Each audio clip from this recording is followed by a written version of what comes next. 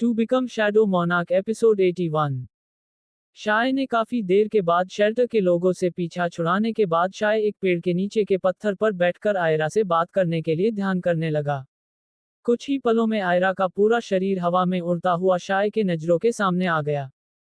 आयरा के सामने आते ही शाय आयरा को स्केलेटन क्वीन ने जो कुछ भी कहा था वो सब शाय आयरा को बता देता है। स्केलेटन क्वीन जो भी कह रही वो सब सही है, क्योंकि जब भी गॉड ऑफ डेमन उस सील से आजाद होगा वह फिर से वही सब करने लग जाएगा जो उसने आज से कई साल पहले सील होने से पहले से करता आ रहा है। आयरा शाय को बताती है गॉड ऑफ डेमन सील होने से पहले क्या करता था जिसके अनसील होने से स्केलेटन क्वीन इतनी ज्यादा परेशान हो रही है।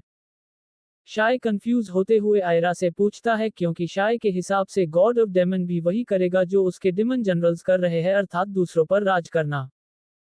आप जो सोच रहे हो वैसा नहीं है। एक बार वह अनसील हो गया फिर सबसे पहले वह डार्क एंजल्स के हर एक एंजल को मार देगा और फिर वह होली किंगडम को टारगेट करेगा और फिर मिस्ट्री प्लैनेट और अर्थ के लोगों को पूरी तरह से खत्म करेगा। आयरा शाय से कहती है। आयरा की बात सुनकर शाय शॉक्ड हो जाता है और पता नहीं गॉड ऑफ डेमन ये सब कब से कर रहा है, लेकिन जहां तक लोगों का कहना है उसने अब तक कई हजार करोड़ लोगों को मौत के घाट उतार दिया है और जिस भी प्लेनेट पर लोगों को मरता था वहां पर उन लोगों के मारने के बाद वह अपने लोगों को बसा देता है और आगे भी उसका यही अल्टीमेट गोल है कि वह इस यूनिवर्स से दूसरी प्रजातियों को खत्म करके अपने लोगों को ही बसाना चाहता है। आयरा शाय से कहती है, अच्छा तो आप मुझे ये बताइए कि मैं अपने एलिमेंट को जल्द से जल्द कैसे मैक्स कर सकता हूँ। शाय आयरा से पूछता है, मास्टर वैसे तो आप पहले से दूसरे इंसानों की तुलना में बहुत तेजी से अपने एलिमेंट को अपग्रेड कर सकते हो। आयरा कहती है, वो तो मुझे भी पता है कि मैं दूसरे लोगों से फास्ट अपग्रेड कर सकता हूँ, लेकिन मैं और भी तेजी से अपने एलिमेंट को अपग्रेड करना चाहता हूँ। क्या आपके पास इसका कोई तरीका है क्या? शाय पूछता है, इसका एक ही तरीका है, लेकिन उसके लिए करीब 2 साल या इससे भी ज्यादा समय के लिए आपको शेल्टर और अपने लोगों और दोस्तों से दूर रहना पड़ेगा। आयरा शाय से कहती है, आप वह तरीका बताइए, मैं सब कुछ करने को तैयार हूँ। शाय आयरा से कहता है, ठीक है, मुझे ये तो पता नहीं कि आपका शेल्टर कहाँ पर है, लेकिन उस गुफा से जहाँ पर मैं थी वहां से पश्चिमी दिशा में करीब 50 दिन के सफर पर आपको एक बहुत बड़ा पहाड़ दिखाई देगा जो मिस्ट्री प्लैनेट का सबसे बड़ा पहाड़ है, जिसे मिडल माउंटेन कहा जाता है क्योंकि वह माउंटेन मिस्ट्री प्लैनेट के बीचों बीच है और उसी पहाड़ की चोटी पर एक गुफा है जिसमें एक वाटरफॉल है जिसे गोल्डन वाटरफॉल कहते हैं। इस वाटरफॉल के पानी का कलर गोल्डन है जिसके कारण उसे गोल्डन वाटरफॉल कहते हैं। यदि आप सच में अपने एलिमेंट को जल्दी से अपग्रेड करना चाहते हो तो आपको जल्द से जल्द इस माउंटेन पर बनी गुफा में पहुंच जाना चाहिए और उसके आगे की सारी बातें मैं आपको वही बताऊंगी, तभी आपको सारी बातें समझ आएगी। आयरा शाय को बताती है, ठीक है, मैं कल ही उस माउंटेन के लिए निकल जाऊंगा और जब मैं वहां पर पहुंच जाएगा तभी आपसे बात करूंगा। शाय कहता है, ठीक है मास्टर, आप अपना ख्याल रखिएगा। आयरा कहती है और फिर वह शाय के चेहरे के सामने से गायब हो जाती है। आयरा के जाने के बाद भी शाय अपनी जगह पर बैठा हुआ कुछ सोचकर मुस्कुराते जा रहा था। डैड, आपकी और बातें तो याद नहीं है, लेकिन एक बात याद जरूर है। आप हमेशा कहते थे कि हमें हमेशा किसी ऐसी की मदद करनी चाहिए जिसे हमारी जरूरत हो, और आज इस यूनिवर्स में मैं अकेला ऐसा इंसान हूँ जिस पर कई प्रजातियों की लाइफ टिकी हुई है, और आप भी यही चाहते हैं कि मैं उन लोगों की मदद करूँ ताकि वो लोग भी अपनी जिंदगी सुख और शांति के साथ जी सके। शाय आसमान की तरफ देखता हुआ अपने डैड को याद करता हुआ कहता है और फिर शाय रात होने तक वही उसी पत्थर पर बैठा हुआ था। जैसे रात हुई शाय जल्दी से शेल्टर की तरफ गया और फिर वह शेल्टर में बने अपने कमरे से अपना थोड़ा बहुत सामान लिया और उसी समय शेल्टर से बाहर निकल गया। जैसे शाय शेल्टर के बाहर आया उसे फिर से वही लोग दिखाई दिए जो शाय की पिछले काफी समय से शेल्टर के पास फॉलो कर रहे थे, लेकिन उन्होंने कभी भी शाय को अप्रोच करने की कोशिश नहीं को, और इसी बात को लेकर शाय काफी कंफ्यूज हो गया था। शाय इन फॉलोअर को काफी दिनों से नोटिस कर रहा था। जब शाय अपनी मार्शल आर्ट की ट्रेनिंग से वापस मिस्ट्री प्लेनेट पर आया था तब से शाय इन लोगों को अपना पीछा करता हुआ देखता था, और शाय को एक बात का बहुत विश्वास था कि यह कोई नॉर्मल लोग नहीं हो सकते हैं क्योंकि इनकी फॉलो करने की टेक्निक बहुत ही यूनिक और स्पेशल है। शाय को खुद को इस टेक्निक के बारे में पता करने में एक समय लग गया, जबकि शाय ने फायर एलिमेंट का एक एक्स्ट्रा एलिमेंट भी अनलॉक भी कर लिया था जिससे शाय की पावर के साथ साथ उसके सेंस रिफ्लेक्शन और आईक्यू भी बढ़ गया। मैं इनको सबको काफी ज्यादा इग्नोर कर चुका हूँ, लेकिन अब मैं इनको अपना और पीछा नहीं करने दे सकता हूँ। यदि मैंने इनसे अपना पीछा नहीं छुड़वाया था तो इनको काफी कुछ पता चल जाएगा, और मैं अभी यह बिल्कुल भी नहीं चाहता हूँ। मुझे कैसे भी करके इन फॉलोअर से पूछा छुड़वाना है। शाय अपने मन में सोचता है और फिर शाय काफी समय बाद किसी तरह से अपना पीछा छुड़वाता है और फिर वह गुफा की तरफ निकल जाता है। शाय अभी भी काफी ज्यादा चौकन्ना था और लगातार पीछे नजर रखा हुआ था। शाय अभी किसी को पता नहीं लगने देना चाहता था, क्योंकि शाय नहीं चाहता था कि लोग को असली मुसीबत के बारे में पता चले। यदि यहाँ के लोगों को असली मुसीबत या खतरे के बारे में पता चला तो यहाँ के लोगों की उम्मीद टूट जाएगी और वो लोगों फिर इस प्लेनेट और अर्थ को प्रोटेक्ट करना भी छोड़ देंगे। इसलिए शाय ने किसी को भी कुछ भी बताना सही नहीं समझा, और वैसे भी बताकर कर भी कोई फायदा नहीं होता, क्योंकि इनकी सब की पावर्स गॉड ऑफ डेमन तो क्या डिमन लॉर्ड को मारने में सक्षम नहीं, तो वह तो डिमन लॉर्ड का भी मास्टर है। उसके सामने तो सब सिर्फ कीड़े मकोड़े हैं। शेल्टर के बाहर निकलते ही शाय सबसे पहले उसी दिशा की तरफ निकल जाता है जिस दिशा में शाय को आयरा और उसके गुफा मिली थी। यहाँ पर पहुंचकर शाय पश्चिमी दिशा की तरफ मुड़ जाता है। कुछ देर तक चलने के बाद शाय को रियलाइज होता है कि वह उसी दिशा में आगे बढ़ रहा है जिस तरफ शेल्टर है, लेकिन शाय इस केव तक आने के लिए बहुत से घुमावदार रास्तों से आया था, इसलिए उसे शेल्टर की एग्जैक्ट लोकेशन का नहीं पता था। उसके बाद शाय को एक बात और याद आई। जब शाय यहाँ पर आया था तब किसी ने शाय से कहा था कि कोई भी ऐसा इंसान शेल्टर के पश्चिमी दिशा नहीं जाता है जिसका एलिमेंट लेवल 9 से कम हो। उस दिशा में सिर्फ वो लोग ही जा सकते हैं जिसके एलिमेंट 9 है। इसका कारण ये था कि बहुत से लोगों ने उस दिशा में लेवल 10 के एलियन से अपनी जान गंवा दी। शेल्टर के पश्चिमी दिशा में सर्वाधिक हाई लेवल एलियंस रहते हैं जिनको केवल हाई एलिमेंट लेवल ही मार सकते हैं, इसलिए लो लेवल के लोग बाकी दूसरी दिशाओं में शिकार के लिए जाते थे। ये तो शेल्टर की सबसे खतरनाक डायरेक्शन है, और जहां तक इस डायरेक्शन में मुझे कई डिमंस मिलेंगे, इसलिए इस नए सफर में मुझे बहुत सावधान रहना होगा। मैं तो यही दुआ करूंगा कि मुझे अपने सफर में कोई भी डिमन ना मिले। शाय शेल्टर और उस केव की वेस्ट डायरेक्शन में चलता हुआ अपने आप से कहता है। कुछ दूरी पर जाकर शाय अपने फ्लेम डिस्ट्रॉयर को बुला लेता है और शाय फ्लेम डिस्ट्रॉयर पर चढ़ जाता है। उसके बाद बहुत तेजी से शाय वेस्ट डायरेक्शन में आगे बढ़ता जाता है। शाय बिना रुके लगातार आगे बढ़ता जा रहा था और करीब 2 महीनों के बाद जाकर शाय उस मिडल माउंटेन के पास पहुंच गया जिसके बारे में आयरा ने बताया था, लेकिन शाय अभी भी उस गुफा में नहीं पहुंचा था जहां पर गोल्डन वाटरफॉल है। गोल्डन गुफा तक जाने में शाय को करीब 3 घंटे और लगने वाले थे। हालांकि शाय को ऊपर तक जाने में बहुत ही कम समय लगने वाला था, क्योंकि शाय के पास फ्लेम डिस्ट्रॉयर था जो एक नॉर्मल उड़ने वाले पेज से काफी ज्यादा फास्ट था, और इसी वजह से शाय को 3 घंटे लगने वाले थे। और यदि कोई न उड़ने वाला पेट इस पहाड़ की गोल्डन गुफा तक पहुंचने में करीब 5 से 8 दिन लग जाते। जैसे जैसे शाय ऊपर की तरफ जा रहा था वैसे वैसे शाय और फ्लेम डिस्ट्रॉयर की मुश्किलें बढ़ती जा रही थी, क्योंकि शाय जैसे जैसे ऊपर आ रहा था वैसे वैसे तापमान कम होता जा रहा था और ठंड बढ़ती जा रही थी। हालांकि शाय ने इस ठंड से बचने के लिए ठंड के कपड़े पहले ही पहन लिए थे। फाइनली 3 घंटों में शाय और फ्लेम डिस्ट्रॉयर दोनों उस गुफा के पास में पहुंच ही गए। वह गुफा देखने में गोल्डन कलर की दिखाई दे रही थी, क्योंकि सुबह सुबह सूर्य की सुनहरी किरणें जब गुफा की चट्टानों पर गिरती है तब वह गुफा गोल्डन रंग में चमकती है। शाय सिर्फ इस गुफा को देखकर हैरान नहीं था, वहां के सारे नज़ारे देखने में बहुत ही मनमोहक और काल्पनिक लग रहे थे। शाय ने पहले कभी भी स्नो और सूर्य को गोल्डन किरणों का ऐसा रूप पहले कभी नहीं देखा था। शाय सिर्फ इतना देखकर हैरान था, लेकिन जब शाय को इस पहाड़ की असली खासियत के बारे में पता लगा तब तो वह शॉक्ड रह गया, क्योंकि शाय को पता चला कि यह पहाड़ केवल मिस्ट्री प्लेनेट के बीचों बीच नहीं है, बल्कि यह बहुत ही यूनिक भी है, क्योंकि इस पहाड़ के चारों ओर अलग अलग बायोम है। जैसे पहाड़ के एक तरफ जंगल है, दूसरी तरफ मरुस्थल, तीसरी तरफ बर्फीला भाग, चौथी तरफ भरी मात्रा में वोल्केनो ज्वालामुखी और अन्य दूसरी साइड में मैदान और बाकी बायोम थे जो सभी इस पहाड़ से कनेक्ट होते हैं। शाय की हैरानी अभी यही नहीं रुकती है। शाय जैसे ही उस गोल्डन गुफा में जाता है और वह देखता और महसूस करता है कि यह जगह बहुत ज्यादा अलग है, क्योंकि शाय को ऐसा लग रहा था कि किसी ने इस गुफा में हीटर फिट कर रखा हो।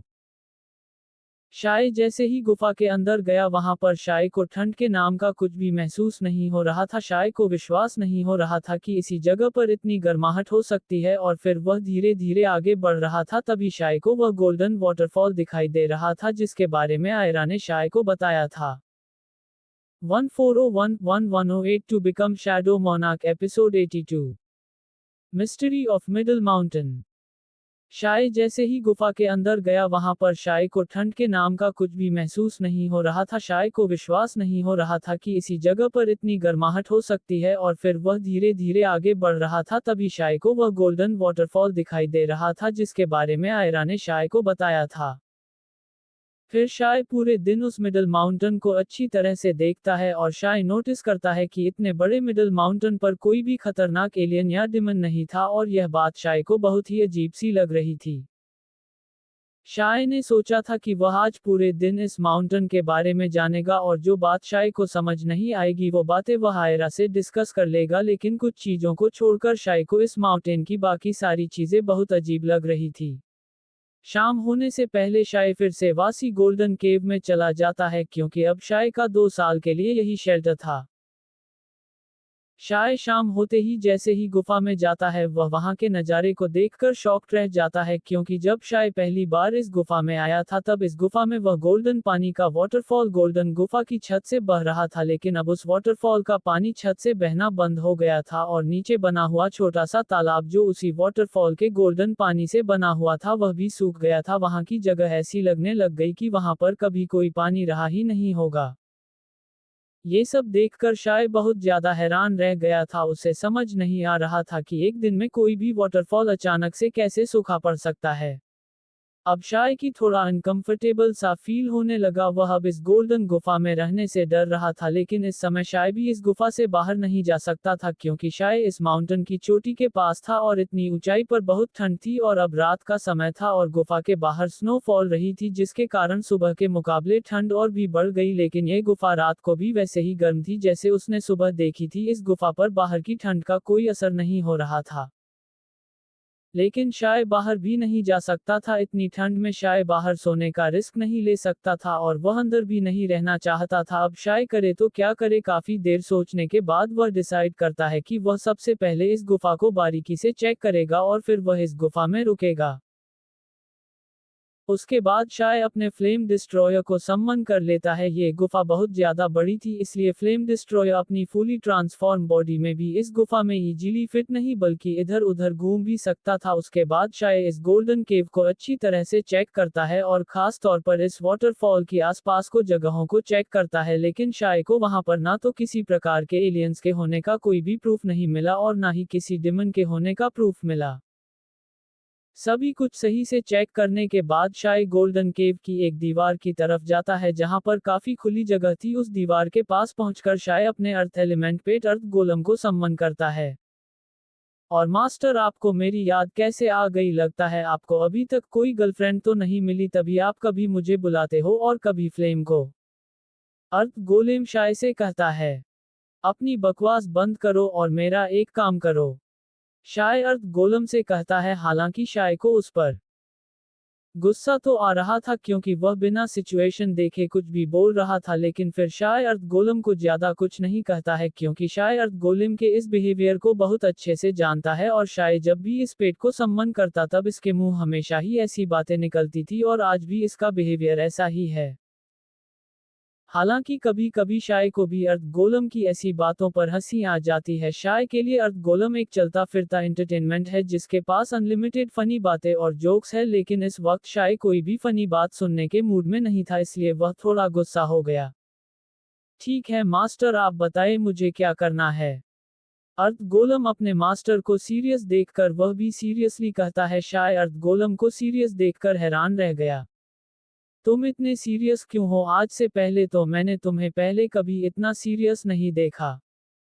अर्थ गोलेम को सीरियस होता देखकर शाय हैरानी से अर्थ गोलम से पूछता है, मास्टर, मैं तभी सीरियस होता हूँ जब आप होते हो और अब आप मुझे काफी सीरियस और परेशानी में लग रहे हो और आपको मेरी मदद भी चाहिए, इसलिए मैं इस स्थिति में मजाक नहीं कर सकता हूँ। शाय का पेट अर्थ गोलम शाय से कहता है, इतना सीरियस होने की जरूरत नहीं है। तुम्हें मेरे लिए इस दीवार में एक अच्छा सा कमरा बना दो, क्या तुम ये काम कर सकते हो ना? शाय अर्थ गोलम से कहता है, जी मास्टर, इस काम को करना मेरे लिए बाएं हाथ का खेल है। अभी आप देखो मैं क्या करता हूँ। अर्थ गोलम शाय से कहता है और फिर वह अर्थ गोलम दीवार के पास जाता है और फिर उस दीवार पर अपना पत्थर का हाथ रख देता है। अर्थ गोलम के हाथ रखते ही उस दीवार में नीचे से ऊपर की ओर दरारें बनाना शुरू हो गई और वह सभी दरारें आपस में मिल जाती है और फिर शाय देखता है कि वह दरारें एक दरवाजा की शेप में है और फिर दरार वाले पत्थर टूटकर दीवार से बाहर आ जाते हैं। काफी देर तक इंतजार करने के बाद अर्थ गोलम ने अपना काम कर दिया। शाय ने सबसे पहले अपने नए कमरे के पत्थर के गेट को देखा जो पूरी तरह से पत्थर से बना हुआ था और उस दीवार में बने पत्थर के कब्जों पर लगाया था और फिर शाय कमरे के अंदर जाता है। वहां पर शाय को सबसे पहले अपना नया पत्थर का बिस्तर देखता है और फिर वह बिस्तर के पास बनी हुई पत्थर की कुर्सी और मेज को देखता है। हालांकि इन सभी को अपनी जगह से हिलाया नहीं जा सकता है क्योंकि ये सब पत्थरों को काट कर बनाई थी। और सबसे इम्पोर्टेंट थिंग यह है कि अर्थ गोलम ने कमरे के अंदर रोशनी के लिए कमरे की छत पर बहुत सारी ग्लोइंग बेरीज की बेल लगाई थी जो पूरे कमरे में रोशनी कर रही थी। जब शाय ने अर्थ गोलम के काम को देखकर शाय उसकी तारीफ किए बिना रह पाया क्योंकि शाय ने कभी भी यह एक्सपेक्ट नहीं किया कि अर्थ गोलम इतना क्रिएटिव और अर्थ एलिमेंट कंट्रोल करने में माहिर होगा। जब शाय के रहने की व्यवस्था तो हो गई तब जाकर शाय अपने आप को नए कमरे में ज्यादा सेफ महसूस कर रहा था। उसके बाद शाय अपने साथ ले फलों को खाकर अपना पेट भरता है और फिर वह कमरे के बाहर आ जाता है जहां पर अर्थ गोलम और फ्लेम डिस्ट्रॉयर बैठे हुए थे। फ्लेम और अर्थ गोलम तुम दोनों को आज पूरी रात इस कमरे की पहरेदारी करनी और साथ ही साथ तुम दोनों इस केव के हर एक स्थान को ध्यान से ऑब्जर्व करना और पता लगाना कि इस जगह में क्या अजीब है और यदि कोई भी खतरा आया तब सबसे पहले मुझे उठाना है। और इस काम के लिए तुम दोनों पर कोई स्पेशल ऑर्डर नहीं, तुम दोनों अपनी कोई भी आर्ट का यूज कर सकते हो लेकिन एक बात का ध्यान रखना कि यहाँ की कोई भी चीज डैमेज ना हो। शाय अपने कमरे से बाहर आकर उन दोनों पेट्स को अच्छी तरह से समझाता है और फिर शाय सोने के लिए चला जाता है। अगली सुबह शाय देखता है कि फ्लेम डिस्ट्रॉयर और अर्थू दोनों अभी भी पहरेदारी कर रहे हैं और रात को किसी भी प्रकार की कोई भी खड़बड़ नहीं हुई थी जिसके बारे में सोचकर शाय को राहत मिली थी कि तभी शाय के कानों में पानी गिरने की आवाज सुनाई दी जो उसी वाटरफॉल से आ रही थी जो पिछली रात को पूरी तरह से सूख गया था। जब शाय उस गोल्डन पानी वाले वाटरफॉल के पास जाता है तो वह एक बार फिर हैरान हो जाता है क्योंकि शाय देखता है अब फिर उस गोल्डन वाटरफॉल से गोल्डन पानी वापस बहने लगा और उसके नीचे का तालाब भी भर गया। जब शाय ने उस गोल्डन पानी को अपने हाथों से छुआ तो शाय को एक अजीब सी फीलिंग महसूस हुई जो बहुत ही एनर्जेटिक, रिफ्रेशिंग और पावरफुल थी। शाय को जैसे ही इस पानी में पावर का एहसास हुआ वैसे ही शाय पीछे हट गया। मुझे ऐसा लगता है कि इस गोल्डन पानी में कोई तो बहुत ही पावरफुल मॉन्स्टर है जिसका ऑरा और पावर इतनी ज्यादा है कि इस गोल्डन पानी में भी उस मॉन्स्टर के पावर के अंश आ गए। अब तो मुझे जल्द से जल्द आयरा से बात करनी होगी और इस जगह के बारे में सारी जानकारी लेनी होगी और खास तौर पर उनको यहाँ पर रहने वाले मॉन्स्टर और एलियंस के बारे में पूछना है। शाय गोल्डन पानी को देखता हुआ वह अपने आप से बात करता हुआ कहता है। उसके बाद शाय सीधे अपने कमरे में चला जाता है और दोनों पेट्स को फिर से पहरेदारी करने के लिए लगा दिया। शाय कमरे में आते ही अपने पत्थर के बिस्तर पर बैठकर आयरा का ध्यान करने लगा। कुछ देर के इंतजार के बाद आयरा का छोटा शरीर शाय के चेहरे के सामने आ गया था। हेलो मास्टर, क्या आपने अपना सफर सही से पूरा किया या नहीं? आयरा शाय से हालचाल पूछती है। मैं बिल्कुल ठीक हूँ, आप मुझे एक बात बताओ, इस माउंटेन की इस गोल्डन गुफा ने कोई खतरनाक मॉन्स्टर है क्या? शाय आयरा से सीधे शब्दों में पूछता है। मैं जानती हूँ कि आप क्या सोच रहे हैं लेकिन मैं आपको एक बात पहले ही बता देती हूँ कि इस माउंटेन पर एक सिंगल एलियंस या डिमन बिल्कुल भी नहीं और कभी आ ही नहीं सकते हैं। आयरा शाय से कहती है। पर कैसे? शाय कंफ्यूज होता हुआ आयरा से पूछता है। मैंने आपको 2 महीने पहले भी बताया था कि यह माउंटेन इस मिस्ट्री प्लेनेट का मिडल या सेंटर का पहाड़ है और ये पहाड़ कोई आम पहाड़ नहीं है, यह एक जीवित पहाड़ है। आयरा शाय से कहती है। पहाड़ जीवित कैसे हो सकता है? शाय फिर कंफ्यूज होता हुआ आयरा से पूछता है। यह मिडल माउंटेन होने के कारण ये पहाड़ इस मिस्ट्री प्लेनेट की सारी बायोम में लगे हुए पेड़ पौधों से लेकर घास तक सभी को एनर्जी देने का काम यही माउंटेन करता है। आपने शाम को गोल्डन वाटरफॉल को सूखते हुए देखा होगा। सूरज ढलते ही उस वाटरफॉल का गोल्डन पानी बहना बंद कर देती है और सुबह सूरज के उगते ही उस वाटरफॉल का पानी फिर से फ्लो करना स्टार्ट कर देता है। ये तो आपने नोटिस किया होगा। और यही वाटरफॉल आपकी एलिमेंट अपग्रेड में बहुत ज्यादा मदद करेगा। आयरा शाय को बताती है। एक वाटरफॉल पर कैसे? शाय आयरा से पूछता है। इस माउंटेन की एक खास बात है और वह ये कि यह शाम के बाद और सुबह से पहले मिडल माउंटेन इस मिस्ट्री प्लैनेट को एनर्जी देने के बजाय वापस लेना शुरू कर देता है। आयरा शाय को बताती है लेकिन अभी भी शाय को कुछ समझ नहीं आ रहा था। 1401-1108 to become shadow monarch episode 83 golden waterfall. इस माउंटेन की एक खास बात है और वह ये कि यह शाम के बाद और सुबह से पहले मिडल माउंटेन इस मिस्ट्री प्लैनेट को एनर्जी देने के बजाय वापस लेना शुरू कर देता है। आयरा शाय को बताती है लेकिन अभी भी शाय को कुछ समझ नहीं आ रहा था। आपकी बातें मुझे बिल्कुल भी समझ नहीं आ रहे हैं, क्या आप डिटेल में समझा सकती हो? शाय आयरा से कहता है। ठीक है, आप ये तो जानते ही हो कि यह माउंटेन लंबाई ऊंचाई और ऊंचाई में काफी ज्यादा बड़ा है और यह मिस्ट्री प्लेनेट के बीचों बीच भी है। इस माउंटेन से इस प्लेनेट पर जितनी भी बायो में है वो सभी इससे जुड़ी हुई है, चाहे वो डेजर्ट हो या फिर स्नो वाला एरिया हो या लावा वाला एरिया जिसमें बहुत से वोल्केनो है या जंगल हो या फिर समुद्र नदी हो, वो सभी इस माउंटेन के किसी ना किसी भाग को टच जरूर करते हैं। आयरा शाय को कहती है और शाय उसकी बातों को समझता हुआ आगे कहने को कहता है। मैंने आपको पहले भी कहा है कि यह मिडल माउंटेन एक सजीव जीता जागता पहाड़ है, क्योंकि यह पहाड़ सभी प्रकार की एनर्जी से भरा हुआ होता है। ऐसा कह सकते हैं कि यह माउंटेन इस प्लेनेट का एनर्जी कोर है और जो आपने वाटरफॉल गुफा में देखा था वो कोई पानी का वाटरफॉल नहीं बल्कि एनर्जी का वाटरफॉल है। जब सूरज ढल जाता है तब उसका बहना रुक जाता है और जब सूर्य निकलता है तब वह एनर्जी वाटरफॉल फिर से बहना स्टार्ट कर देता है। जब शाम होती है तब यह माउंटेन एनर्जी को फ्लो नहीं करा पाता जिससे वह गोल्डन एनर्जी बहना रुक जाती है। रात के समय यह माउंटेन एनर्जी देने की बजाय एनर्जी को एब्जॉर्ब करने लगता है। यह एनर्जी वह आग से, लावा एरिया से, पानी से, समुद्र नदियों से, हवा से, स्पेस से, अर्थ से, टाइम से, ब्लड से, to become shadow monarch episode से और लास्ट में सोल से एनर्जी एब्जॉर्ब करता रहता है। ये सभी प्रकार के एलिमेंट की एनर्जी को स्टोर करता है और फिर यह माउंटेन जरूरत के हिसाब से एनर्जी को सभी बायोम में भेज देता है। आयरा शाय को समझाती है और शाय आयरा की बात हैरानी से सुनता रहता है। यह माउंटेन समुद्र से वाटर एलिमेंट एनर्जी ऑब्जर्व करता है और वोल्केनो बायोम से फायर एलिमेंट की एनर्जी, आसमान से विंड एलिमेंट की एनर्जी और लास्ट में जमीन से अर्थ एलिमेंट एनर्जी ऑब्जॉर्व है। लेकिन मुझे एक बात समझ नहीं बचे हुए 5 element space time to become shadow monarch episode और सोल ब्लड एलिमेंट की एनर्जी कहां से ऑब्जॉर्व करता है? शाय पूछता है।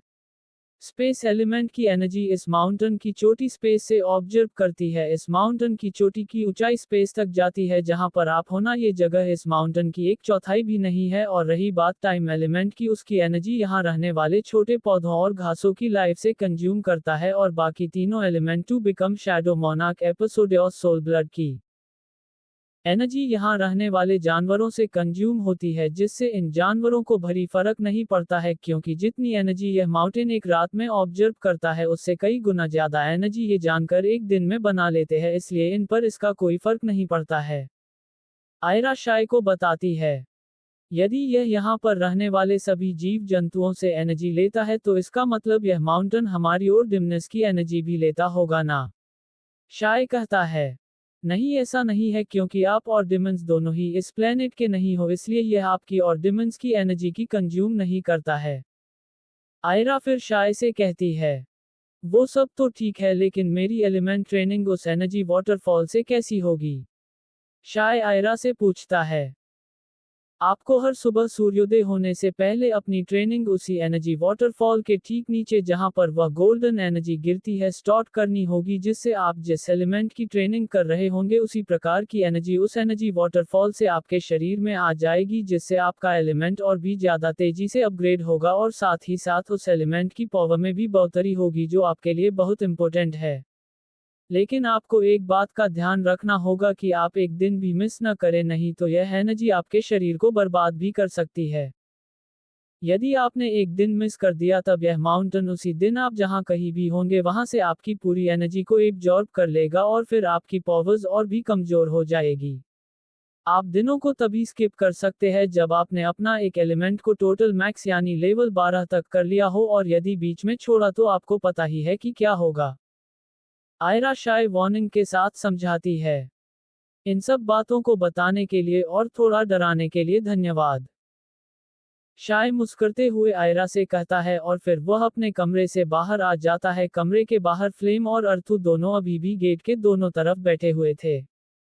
तुम दोनों कुछ खाना चाहते हो क्या? शाय उन दोनों से पूछता है। हालांकि पेट्स बिना खाए भी रह सकते हैं, लेकिन जब खाने को मिलता है तब पेट्स भी खा सकते हैं। नेकी और पूछ पूछ मास्टर, बस आपकी आज्ञा चाहिए। अर्थू शाय से कहता है। बाय द वे अर्थू, तुमने इतने मुहावरे कहाँ से सीख लिए? मैंने तो कभी नहीं सिखाया। और क्या तुम्हें इसका मीनिंग पता है? शाय अर्थू के मुहावरे सुनकर उससे पूछता है। मीनिंग नहीं पता है मास्टर, लेकिन मैंने ये सब दूसरे लोगों को कहता हुआ सुना है। अर्थू अपने स्टोन फेस पर स्माइल लता हुआ कहता है। अर्थू की छोटी साइज के कारण ऐसा चेहरा शाय को बहुत क्यूट लग रहा था। उसके बाद शाय, फ्लेम डिस्ट्रॉयर और अर्थू तीनों माउंटेन के नीचे वाले जंगलों में शिकार के लिए चले गए, क्योंकि उनको जंगल तक पहुंचने में करीब एक दिन लग जाता है, और जब शाय की ट्रेनिंग एक बार शुरू हो गई तो वह बार बार माउंटेन से नीचे नहीं आ पाएगा। मुझे माउंटेन से नीचे उतरने में 5 घंटे और माउंटेन के नीचे पथरीली जगह से इस इलाके में पहुंचने के लिए 15 घंटे लग जाते हैं। इसका मतलब मैं बार बार नीचे नहीं आ सकता हूं। मुझे एक बार में एक सप्ताह का खाना ले जाना होगा। हालांकि एक बात बहुत अच्छी हो गई कि वहां माउंटेन पर बर्फ ही बर्फ है, जिसके कारण कम से कम फल कई दिनों तक खराब तो बिल्कुल ही नहीं होंगे। लेकिन मैं 2 साल तक केवल फलों पर तो जी नहीं सकता हूं। मुझे अपने खाने का कुछ परमानेंट जुगाड़ करना पड़ेगा। शाय कहता है और फिर वे सभी खाने की तलाश में निकल जाते हैं। उसके अगले दिन शाय सुबह सुबह सूर्योदय से पहले शाय उस गोल्डन एनर्जी के झरने के नीचे बैठ गया और अपने वाटर एलिमेंट की प्रैक्टिस करने लगा, क्योंकि शाय ने अपना अर्थ एलिमेंट और फायर एलिमेंट को ऑलरेडी लेवल 9 और लेवल 11 कर दिया था, इसलिए वह पहले बाकी सभी एलिमेंट्स को फुल अपग्रेड लेवल 12 करना चाहता था। इधर क्वीन पिछले 2 महीनों से शाय को शेल्टर में ढूंढ रही थी, लेकिन शाय किसी को भी नहीं मिला और ना ही किसी को शाय के बारे में कुछ पता चला। तुम लोगों को कितनी बार कहा है कि अपना काम पूरे ध्यान के साथ किया करो। तुम लोगों की लापरवाही के कारण आज शाय तुम्हारी आंखों के सामने से गायब हो गया। यदि शाय को कुछ भी हुआ तो तुम लोग गए, फिर अब मेरा मुंह क्या देख रहे हो? जाकर शाय को ढूंढो। शाय के ना मिलने से क्वीन उन लोगों पर बहुत गुस्सा थी और इसी गुस्से में वह उन सभी से कहती है। क्वीन की गुस्से भरी आवाज सुनकर वो सभी जल्दी से उस कमरे से बाहर निकल आते हैं और फिर वो सभी शाय को ढूंढने में लग जाते हैं। समीर, एक बात बता क्वीन मैम, शाय के ना मिलने पर इतना गुस्सा क्यों हो रही है? और उन्होंने तो बिना सोचे समझे हमारे लीडर को कई बातें सुना दी। आखिर क्वीन शाय जैसे नॉर्मल लड़के के लिए इतनी परेशान क्यों है? क्वीन ने जिन लोगों को शाय की तलाश में भेजे थे उनमें से एक आदमी अपने टीम के दूसरे आदमी जिसका नाम समीर था उससे पूछता है। यार मुझे नहीं पता है, लेकिन एक बात तो है, इस मामले में हमारे लीडर को बहुत कुछ सुनना पड़ रहा है। समीर उस आदमी से कहता है। कहीं ना कहीं इसमें लीडर की गलती भी है, उनको अपनी नज़र शाय से नहीं हटानी चाहिए थी। उतने में वह लड़का लीडर की आंखों से गायब हो गया। इसमें लापरवाही लीडर की है। आराध्या, इतनी टेंशन मत लो, शाय को कुछ नहीं होगा। वह कहीं शिकार पर गया होगा, वहीं पर उसे इतना समय लग गया होगा। वर्षा आराध्या क्वीन को शांत करती हुई कहती है। वर्षा, तुम ठीक कह रही हो, शाय कहीं शिकार पर ही गया होगा, लेकिन फिर भी मुझे उसके लिए डर सा लग रहा है। इस प्लेनेट पर एलियंस के अलावा डिमंस भी हैं। मैं शाय को फिर से नहीं खोना चाहती हूँ। तुम भी जाकर उसे ढूंढो ना। मुझे उसे अपने और अवनी के बारे में पहले ही बता देना चाहिए था। आराध्या अपना मास्क उतारती हुई वर्षा से कहती है। आराध्या, अब तुम बिना मास्क के बाहर जाने वाली हो क्या? वर्षा आराध्या की आंखों को देखती हुई उससे पूछती है। हाँ, अब से मैं बिना मास्क के ही रहूंगी। मैं और ज्यादा शाय से दूर नहीं रह सकती हूँ, और जब अवनी अर्थ से वापस आ जाएगी तब मैं उसे भी उसके भाई के बारे में सब कुछ बता दूंगी। और अब से मैं क्वीन की बजाय आराध्या बनकर ही रहूंगी। आराध्या वर्षा से कहती है।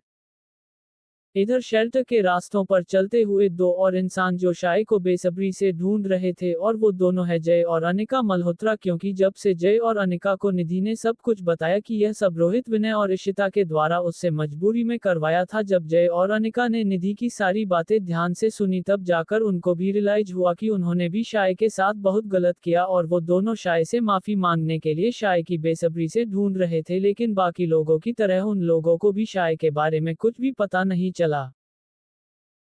जब अनिका और जय को पता चला कि शाय और उनके बीच की दरार इशिता की वजह से पड़ी थी, तब अनिका और जय दोनों ने सबसे पहले अवनी का ग्रुप छोड़ दिया ताकि वो दोनों किसी भी समय इशिता के पास में न रह सके। उनके हिसाब से इशिता ने अपने घमंड के चलते जो कुछ भी किया था वह एकदम वाहियात किस्म की हरकत थी जो कोई पागल ही कर सकता है, और वो दोनों किसी पागल से साथ तो बिल्कुल नहीं रहना चाहते थे। उसके बाद निधि, अनिका, जय और अनिका के कुछ दोस्त जो अनिका की तरह इशिता के साथ नहीं रहना चाहते थे, वो सभी भी अनिका के साथ आ गए और एक नया ग्रुप बना लिया। यह शाय इतने दिनों तक कहां पर है, पहले तो कभी भी इतने टाइम तक शेल्टर से बाहर नहीं रहता था। जय अनिका को कहता है, जय तुम सही कह रहे हो, लेकिन एक बार तुम शाय की जगह लेकर देखो कि इस शेल्टर में ऐसा कोई नहीं जो तुम्हें पसंद करता हो, और ऊपर से सब तुमसे नफरत करने लगे, तब तुम इस शेल्टर में क्यों ही आओगे। अनिका जय को समझाती है, हाँ दी तुम सही कह रही हो, लेकिन शायद जब भी शेल्टर आएगा तब सबसे पहले मैं उसको ना समझने की अपनी गलती की माफी मांगूंगा। जय अनिका से कहता है और फिर शेल्टर के गेट से निकल जाते हैं। 1401109 to become Shadow Monarch Episode 84 घटी योर प्लान। इधर अर्थ पर अवनी और इशिता अपनी वेकेशन एंजॉय कर रहे थे। इशिता अपनी दोस्तों के साथ साथ रोहित, आकाश और बाकी सभी दोस्त को भी इस वेकेशन में इनवाइट किया था। सभी लोग बीच पर मस्ती कर रहे थे। इधर अवनी और बाकी सब लोगों को मिस्ट्री प्लैनेट क्या हो रहा है उसके बारे में कोई भी आइडिया नहीं था। एक तरह अवनी, इशिता और बाकी सभी लड़कियां अपनी मस्ती में खोई हुई थी, वही दूसरी तरफ आकाश अवनी को इम्प्रेस करने की तरकीबें सोच रहा था, लेकिन आकाश की कई कोशिशों के बाद भी अवनी ने आकाश को बिल्कुल भी भाव नहीं दिया, जिसको देखकर आकाश को अवनी पर गुस्सा आने लगा था। यह अवनी की बच्ची अपने आप को तोप समझती है क्या? आकाश गुस्से से बड़बड़ता है, लेकिन आकाश की यह बड़बड़ाहट उसके छोटे भाई रोहित ने सुन ली। भाई इतना गुस्सा अच्छा नहीं है, अभी आप शांति से अपना काम करिए, उसके बाद देखते हैं। रोहित आकाश को शांत कराता हुआ आकाश से कहता है। इधर अवनी बहुत ही अच्छे से जानती थी कि आकाश क्या करने की कोशिश कर रहा है, लेकिन अवनी यह भी बहुत अच्छे से जानती थी आकाश कितना कमीना किस्म का इंसान है, इसलिए अवनी ने आकाश को कभी भी ऐसा मौका नहीं दिया जिससे आकाश उसके करीब आ सके। अवनी की बचपन से ही मतलबी लोगों से नफरत करती थी और उन्हीं मतलबी लोगों में आकाश और रोहित भी शामिल है। उसके बाद रोहित के कहने पर आकाश ने फिर से कई बार अवनी को इम्प्रेस करने का ट्राई किया, लेकिन कोई बात नहीं, अब आकाश को गुस्सा आने लग गया था। मुझे आज तक किसी लड़की ने इतनी मेहनत नहीं करवाई जितनी इस कामिनी ने करवाई है, लेकिन मैं अभी इसका कुछ कर भी तो नहीं सकता हूँ क्योंकि इसके बॉडीगार्ड है। ये सभी बॉडीगार्ड अपने एलिमेंट के लेवल 8 और लेवल 9 पर है, जिनसे मैं अभी तो जीत नहीं सकता हूँ।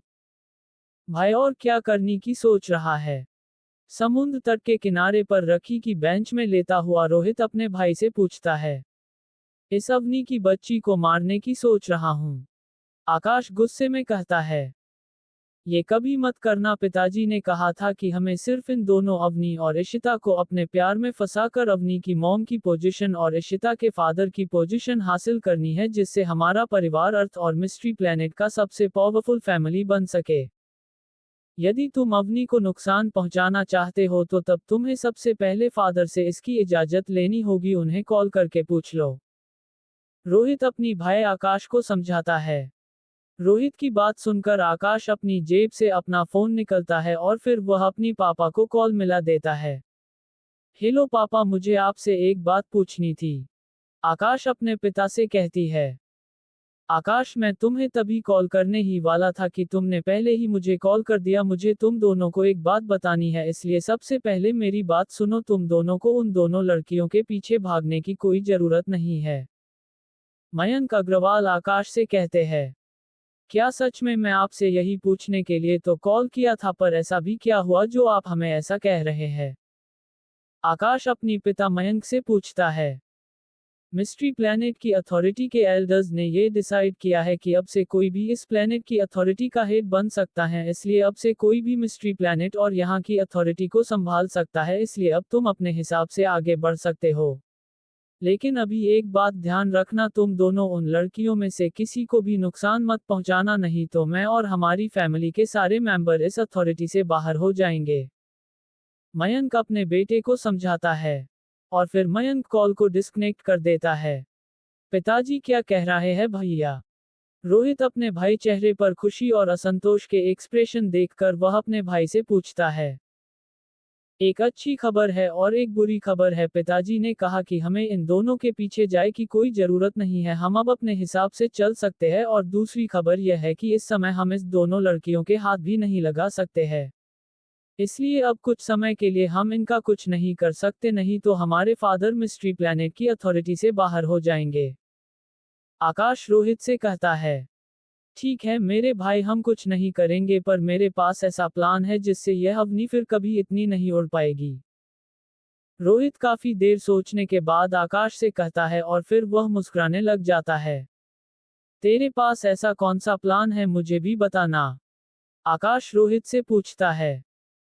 मेरे भाई एक बात सोच, यदि निधि के साथ जो कुछ भी हुआ वह असलियत में अवनी के साथ हो जाए तो कैसा रहेगा? उसके बाद तो अवनी भी किसी से बात भी नहीं कर पाएगी और उसकी सारी अकड़ भी गायब हो जाएगी, फिर अवनी शेरनी की जगह एक बिखी बिल्ली बनकर रह जाएगी और यह प्लान उसे मारने से ज्यादा आनंदमय होने वाला है। रोहित आकाश से कहता है। लेकिन रोहित, तुम अभी भी एक बात भूल रहे हो कि अवनी को आम लड़की नहीं है, वह बहुत पावरफुल है। आकाश रोहित को बताता है। भैया पहले मेरा पूरा प्लान तो सुनो, आप ये गोली देख रहे हो, यह कोई आम टैबलेट नहीं है बल्कि एक बहुत ही खतरनाक ड्रग है जो एक बार किसी के शरीर में चला गया, वह चाहे कितना भी स्ट्रांग हो, वह अगले 12 घंटों तक बहुत ज्यादा नशे में रहता है और इसमें उस इंसान का पूरा दिमाग काम करना बंद कर देता है। और यदि यह गोली अवनी के शरीर में चली गई तब वह कहाँ पानी पावर यूज कर पाएगी, वह तो अपना शरीर भी नहीं संभाल पाएगी। रोहित आकाश को कहता है। लेकिन एक प्रॉब्लम अभी भी है और वह ये है कि अवनी के साथ उसके कई बॉडीगार्ड भी है, तो इन सबको कैसे ठिकाने लगाने वाला है तू? आकाश रोहित से कहता है। मेरे बोले भैया, क्या आपको पता है कि हमारे पब में बॉडीगार्ड की एंट्री अलाउड नहीं है और अवनी अपने दोस्त के लिए पब में एंटर तो करेगी और तब उसके सारे बॉडीगार्ड पब के चारों तरफ खड़े रहेंगे, उससे हमारा क्या मतलब होगा? रोहित फिर से समझाता है। क्या प्लान है? आकाश अपने भाई रोहित का प्लान को समझकर उससे कहता है। खुशी बाद में मनाना, अभी आप इन सभी को कैसे भी करके हमारे पब में लाइए, तब तक मैं वहां का सारा इंतजाम करता हूँ। रोहित इतना कहता है और फिर वह वहां से चला जाता है। अभी शाम होने को थी कि तभी आकाश सभी से कहता है। हेलो एवरीवन, आई होप कि आप सब यहाँ पर एंजॉय कर रहे होंगे, लेकिन अब शाम हो गई है और शाम का मजा तो सिर्फ पब में आ सकता है, इसलिए आज मेरी तरफ से सभी को मेरे पब में इनवाइट है। और एक और बात, आज सबके लिए सब कुछ फ्री है, इसलिए जो जितना चाहे उठानी ड्रिंक्स ले सकता है, तो क्या आप चलना चाहते हो? आकाश पूरी आवाज में सबसे कहता है और आकाश का ये ऑफर सुनकर सभी लोग वहां पर जाने के लिए रेडी भी हो जाते हैं। अवनी तू भी चलना, हमारे साथ मजे करना। बहुत से लोगों को पब में जाता हुआ देखकर इशिता अवनी से कहती है। तू तो जानती है कि मैं नशा नहीं करती हूँ, तब मैं वहां जाकर क्या? अभी शाम होने को थी कि तभी आकाश सभी से कहता है। हेलो एवरीवन, आई होप कि आप सब यहाँ पर एंजॉय कर रहे होंगे, लेकिन अब शाम हो गई है और शाम का मजा तो सिर्फ पब में आ सकता है, इसलिए आज मेरी तरफ से सभी को मेरे पब में इनवाइट है। और एक और बात, आज सबके लिए सब कुछ फ्री है, इसलिए जो जितना चाहे उठानी ड्रिंक्स ले सकता है, तो क्या आप चलना चाहते हो? आकाश पूरी आवाज में सबसे कहता है और आकाश का ये ऑफर सुनकर सभी लोग वहां पर जाने के लिए रेडी भी हो जाते हैं। अवनी तू भी चलना, हमारे साथ मजे करना। बहुत से लोगों को पब में जाता हुआ देखकर इशिता अवनी से कहती है। तू तो जानती है कि मैं ड्रिंक नहीं करती हूँ, तब मैं वहां जाकर क्या ही करूंगी? अवनी कहती है। अवनी तुम भी चलो ना हमारे साथ। आकाश अवनी से बहुत ही मीठी आवाज में कहता है। चलो ना अवनी, वहां जाकर तुम ड्रिंक मत करना, लेकिन कम से कम हमारे साथ चलो तो। बहुत से दोस्त अवनी से चलने की रिक्वेस्ट करते हैं। ठीक है, कुछ समय के बाद अवनी भी उन लोगों के साथ जाने के लिए मान जाती है। और कुछ ही समय में सभी लोगों अपनी अपनी सुपरकार से आकाश के पब में पहुंच जाते हैं। आइए आप सब लोगों का मेरे पब में स्वागत है। यहाँ पर सिर्फ बहुत मशहूर लोग आते हैं। आकाश अपने पब की बढ़ाई करता हुआ सबसे कहता है और उसके बाद वो सभी अंदर जाने लगते हैं। सॉरी सर, आप लोग अंदर नहीं जा सकते हो। पब के सिक्योरिटी गार्ड अवनी के बॉडीगार्ड्स को रोकता हुआ कहता है। क्या हुआ, आप लोगों मेरे बॉडीगार्ड्स को अंदर क्यों नहीं जाने दे सकते हो? ये लोग भी हमारे साथ ही है। अवनी सिक्योरिटी गार्ड से पूछती है। सॉरी मैम, लेकिन यह इस पब का रूल है, यहाँ पर सिर्फ बड़े लोग ही अंदर जा सकते हैं, उनके बॉडीगार्ड सिर्फ बाहर ही रुक सकते हैं। सिक्योरिटी गार्ड अवनी से कहता है। अवनी और पब के गार्ड्स आपस में बात कर रहे थे कि तभी वहां पर आकाश आ जाता है। वह भी अवनी से अपने बॉडीगार्ड बाहर रखने को कहता है। ऐसा नहीं था कि अवनी को अपने बॉडीगार्ड्स के बिना कहीं भी जाने से डरती थी, लेकिन अवनी यह नहीं चाहती थी कि कोई भी बॉडीगार्ड को नीचा ना दिखाया जाए। अवनी हमेशा अपने बॉडीगार्ड्स को बिल्कुल भी नीचा नहीं फील करवाती थी, इसलिए अवनी के लगभग बॉडीगार्ड अवनी की दिल से रिस्पेक्ट करते थे। अवनी अपने बॉडीगार्ड्स के लिए बात कर रही थी कि तभी उसके फोन पर एक मैसेज आया, जिसको देखकर अवनी के चेहरे पर एक इविल स्माइल आ गई। अवनी की यह स्माइल कोई नोटिस नहीं कर पाया और आकाश बार बार अवनी से अपने बॉडीगार्ड्स को बाहर रखने के लिए कह रहा था। सॉरी सर, यदि आप हमें अंदर नहीं आने दे रहे हैं तो हम अवनी मैम को भी अंदर नहीं जाने दे सकते हैं। अवनी के पांचों बॉडीगार्ड्स में से एक कहता है। तुम कौन होते हो जो अवनी को अंदर नहीं जाने दोगे? आकाश कहता है।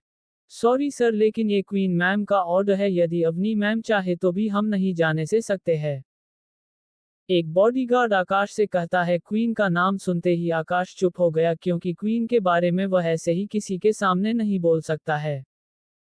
मैं वैसे से भी अंदर नहीं जा पाऊंगी, और यदि तुम मेरे बॉडीगार्ड्स को एंट्री दे देते हो तब भी मैं अंदर नहीं आ पाऊंगी, क्योंकि अभी अभी मुझे अंकल की तरफ से एक टास्क मिला है तो उसे कंप्लीट करना, इसलिए अब तुम लोग एंजॉय करो, अब मैं चलती हूँ। अवनी आकाश से कहती है और फिर अपनी कार में बैठकर वहां से चली जाती है। इधर आकाश अवनी को जाता हुआ देखता रहता है। उसे कुछ भी समझ नहीं आ रहा था कि उसे अवनी को रोकने के लिए क्या करना चाहिए था। सारे प्लान पर पानी फिर गया। रोहित आकाश के पास पहुंचकर उससे कहता है। आकाश भी रोहित की बात से एग्री करता हुआ अवनी को जाता हुआ देखता है और फिर वो दोनों भी पब के अंदर आ जाते हैं। इधर अवनी अपनी कार में बैठी बैठी मुस्कुराए जा रही थी। क्या ही घटिया प्लान था इन दोनों बेवकूफ भाइयों का, कभी कभी इनके प्लान पर हंसी आती है। अवनी अपने आप से कहती है। 14011110 to become Shadow Monarch Episode 85 Avni surprise. इधर अवनी अपनी कार में बैठी बैठी मुस्कुराए जा रही थी। क्या ही घटिया प्लान था इन दोनों बेवकूफ भाइयों का, कभी कभी इनके प्लान पर हंसी आती है। अवनी अपने आप से कहती है। अच्छा एक बात बताना, तुम लोगों को मॉम एक्चुअली क्या करने को कहा था? अवनी अपने बॉडीगार्ड्स के लीडर बॉडीगार्ड से पूछती है। मैम, अवनी मैम ने कहा था कि आपको कभी भी अकेला आकाश और रोहित और उनके दोस्तों के साथ मत जाने देना। वह लीडर अवनी से कहता है। एक बात तो है कि मेरी मॉम सबसे कमाल की और बहुत इंटेलिजेंट भी है। वह उन लोगों के बारे में सब कुछ जानती है कि वो लोग किस हद तक जा सकते हैं, इसलिए तो उन्होंने तुम लोगों पहले ही कह दिया था। अवनी कहती है। अवनी मैम, क्या आपसे एक बात पूछूं? वह लीडर अवनी से पूछता है। हाँ पूछो, क्या पूछना है? अवनी कहती है। मैम, आपको उन दोनों भाइयों के प्लान के बारे में कैसे पता चला? वह अवनी से पूछता है। जब ये दोनों भाई आपस में बात कर रहे थे तब मैंने देखा कि आकाश किसी से फोन पर बात कर रहा था, तभी उसका मुंह पूरी तरह से उतर गया, और फिर जब उसने रोहित से बात की तब उसके चेहरे पर एक अलग सी मुस्कान थी, और फिर अचानक से रोहित किसी को बिना बताए वहां से चला गया, जो बहुत ही अजीब था। उसके बाद मैंने एक आदमी को उसका पीछा करने के लिए कहा। जब आकाश ने सभी को फ्री इनविटेशन दिया तब मैं इतना तो समझ गई कि कुछ तो गड़बड़ है, क्योंकि रोहित और आकाश जैसे लोगों से पास से एक पैसा तक नहीं निकलता है, और आज अचानक से इनका मन कैसे चेंज हो गया, इसको जानने के लिए मैंने रोहित और आकाश पर एक माइक्रोफोन लगा दिया, जिससे मुझे उनकी सारी बातें सुनाई देने लगी, और इससे ही मुझे पता चला कि इन लोगों का अपना काम नहीं बनाने पर यह अगले के साथ क्या कुछ कर सकते हैं। अवनी घिन्नता के साथ कहती है। एक बात तो कहनी पड़ेगी कि आप और क्वीन मैम दोनों काफी ज्यादा इंटेलिजेंट हों। वह लीडर फिर अवनी से कहता है। Thank you for compliment. Avni कहती है और फिर वह अपने फोन में लग जाती है। कुछ समय बाद लीडर फिर से अवनी से पूछता है। अवनी मैम, आइलैंड मैंशन चले या सिटी मैंशन? अभी आइलैंड मैंशन नहीं जाना है, अभी के लिए सिटी मैंशन में ही ले लो ताकि कल सुबह मैं इशिता के मॉम और डैड से मिल सकूं और उसके अगले दिन हम आइलैंड मैंशन चलेंगे। अवनी लीडर से कहती है। ठीक है ma'am. Hello hello Avni ma'am, city mansion में आ रही है तो वहां पर जल्द से जल्द सारी व्यवस्था करो। वह लीडर अवनी से पूछने के बाद अपने सैटेलाइट फोन से अपनी बाकी साथियों को कहता है। उसके कुछ समय बाद ही अवनी की कार एक बहुत ही बड़े मैंशन के बाहर आकर रुकती है और फिर उस मैंशन का बड़ा सा गेट वहां की सिक्योरिटी के द्वारा खोला जाता है और उसके बाद अवनी की कार उस मैंशन के अंदर चली जाती है। यह मैंशन अवनी के अनेक घरों में से एक है जहां पर अवनी और बाकी सब तभी ही आते जब सिटी में कोई काम हो या फिर कभी कभार एंजॉयमेंट के लिए आते थे। हालांकि अवनी और उसकी मॉम के पास एक परमानेंट घर है जो एक आइलैंड पर बसा हुआ है जहां पर लग्जरी और कंफर्ट के साथ साथ खेत बगीचे, फलों के गार्डन से लेकर बाकी सब जरूरतों की सारी चीजें उपलब्ध है। हालांकि यह मैंशन भी किसी से कम नहीं है। यह मैंशन लग्जरी और कंफर्ट के मामले में इस शहर की सबसे आलीशान और लग्जरी होटल को भी टक्कर देता है। कार से उतरकर अवनी सीधे अपने कमरे में चली जाती है। अगली सुबह होते ही अवनी सिटी हाउस से निकल जाती है ताकि वह इशिता के घर के निकल जाती है ताकि वह इशिता के मॉम, डैड और उसके दादाजी हर्षवर्धन से मीटिंग कर सके जिसके लिए अवनी अर्थ पर आई थी। जैसे अवनी इशिता के घर पहुंची तो उसे इशिता के मॉम, डैड और ग्रैंडफादर तीनों उसका इंतजार कर रहे थे। गुड मॉर्निंग अवनी जी। सुधीर खत्री जो इशिता के पिता है वो अवनी से कहते हैं। अरे अंकल, आप मुझे ऐसा बोलकर शर्मिंदा कर रहे हैं, मुझे सिर्फ अवनी कहिए, मुझे ज्यादा अच्छा लगेगा। बाय द वे इशिता कहाँ पर है? अवनी इशिता के पिता से पूछती है। वह कल रात इतनी पी के आई थी कि अभी तक उसे होश ही नहीं आया है, वह अभी तक सो रही है। क्या मैं उसको उठाऊं क्या? हर्षिता खत्री जो इशिता की मॉम है अवनी से कहती है। रहने दीजिए आंटी, पहले हम सब मीटिंग कर लेते हैं, उसके बाद मैं इशिता से मिलने चली जाऊंगी। अवनी हर्षिता से कहती है। ठीक है फिर आओ, इस तरह है मीटिंग एरिया। हर्षवर्धन अवनी को रास्ता दिखाते हैं और फिर वो सब मीटिंग एरिया में चले जाते हैं। वहां पर करीब 2 घंटे तक मीटिंग चलती है जो मिस्ट्री प्लैनेट के आगामी प्रोजेक्ट के बारे में थी। मीटिंग खत्म होने के बाद अवनी सीधे इशिता के कमरे में चली गई। जैसे ही अवनी ने इशिता के कमरे का दरवाजा खोला वैसे ही उसका मुंह खुला का खुला रह गया। ये सब क्या है? इस कमरे में कौन से जंगली जानवर को खुला छोड़ा है जिसके कारण इस कमरे की हालत ऐसी है? अवनी इशिता के कमरे की हालत को देखती हुई कहती है कि इतने में हर्षिता इशिता के लिए सूप बनाकर इशिता के कमरे में आ जाती है। वह जंगली जानवर और कोई नहीं वही है जो इस बेड पर उल्टी पड़ी हुई है। इसे देखकर कभी कभी सोचती हूँ कि क्या यह मेरी ही औलाद है क्या? हर्षिता अवनी की बात सुनकर अवनी से कहती है। इसे मैंने इतनी बार समझाया है कि शराब ना पिया कर आया कर, पर यह है कि मानती ही नहीं। और हाँ अवनी बेटा, जब इशिता उठ जाए तब तुम उसे यह पिला देता ताकि वह पहले जैसी हो जाए। हर्षिता फिर से अवनी से कहती है और फिर उस कमरे से चली जाती है। अवनी सूप को बेड के पास वाली टेबल पर रखकर इशिता के कमरे को ध्यान से देखने लग जाती है। कुछ देर तक कमरा देखने के बाद अवनी को एक फोटो एल्बम मिलता जिसमें इशिता के बचपन से लेकर अब तक की सारी फोटोज थी। यह एल्बम मिलने के बाद अवनी वहीं पर रखे हुए सोफे पर बैठ जाती है और फिर इशिता की फोटोज को देखने लग जाती है।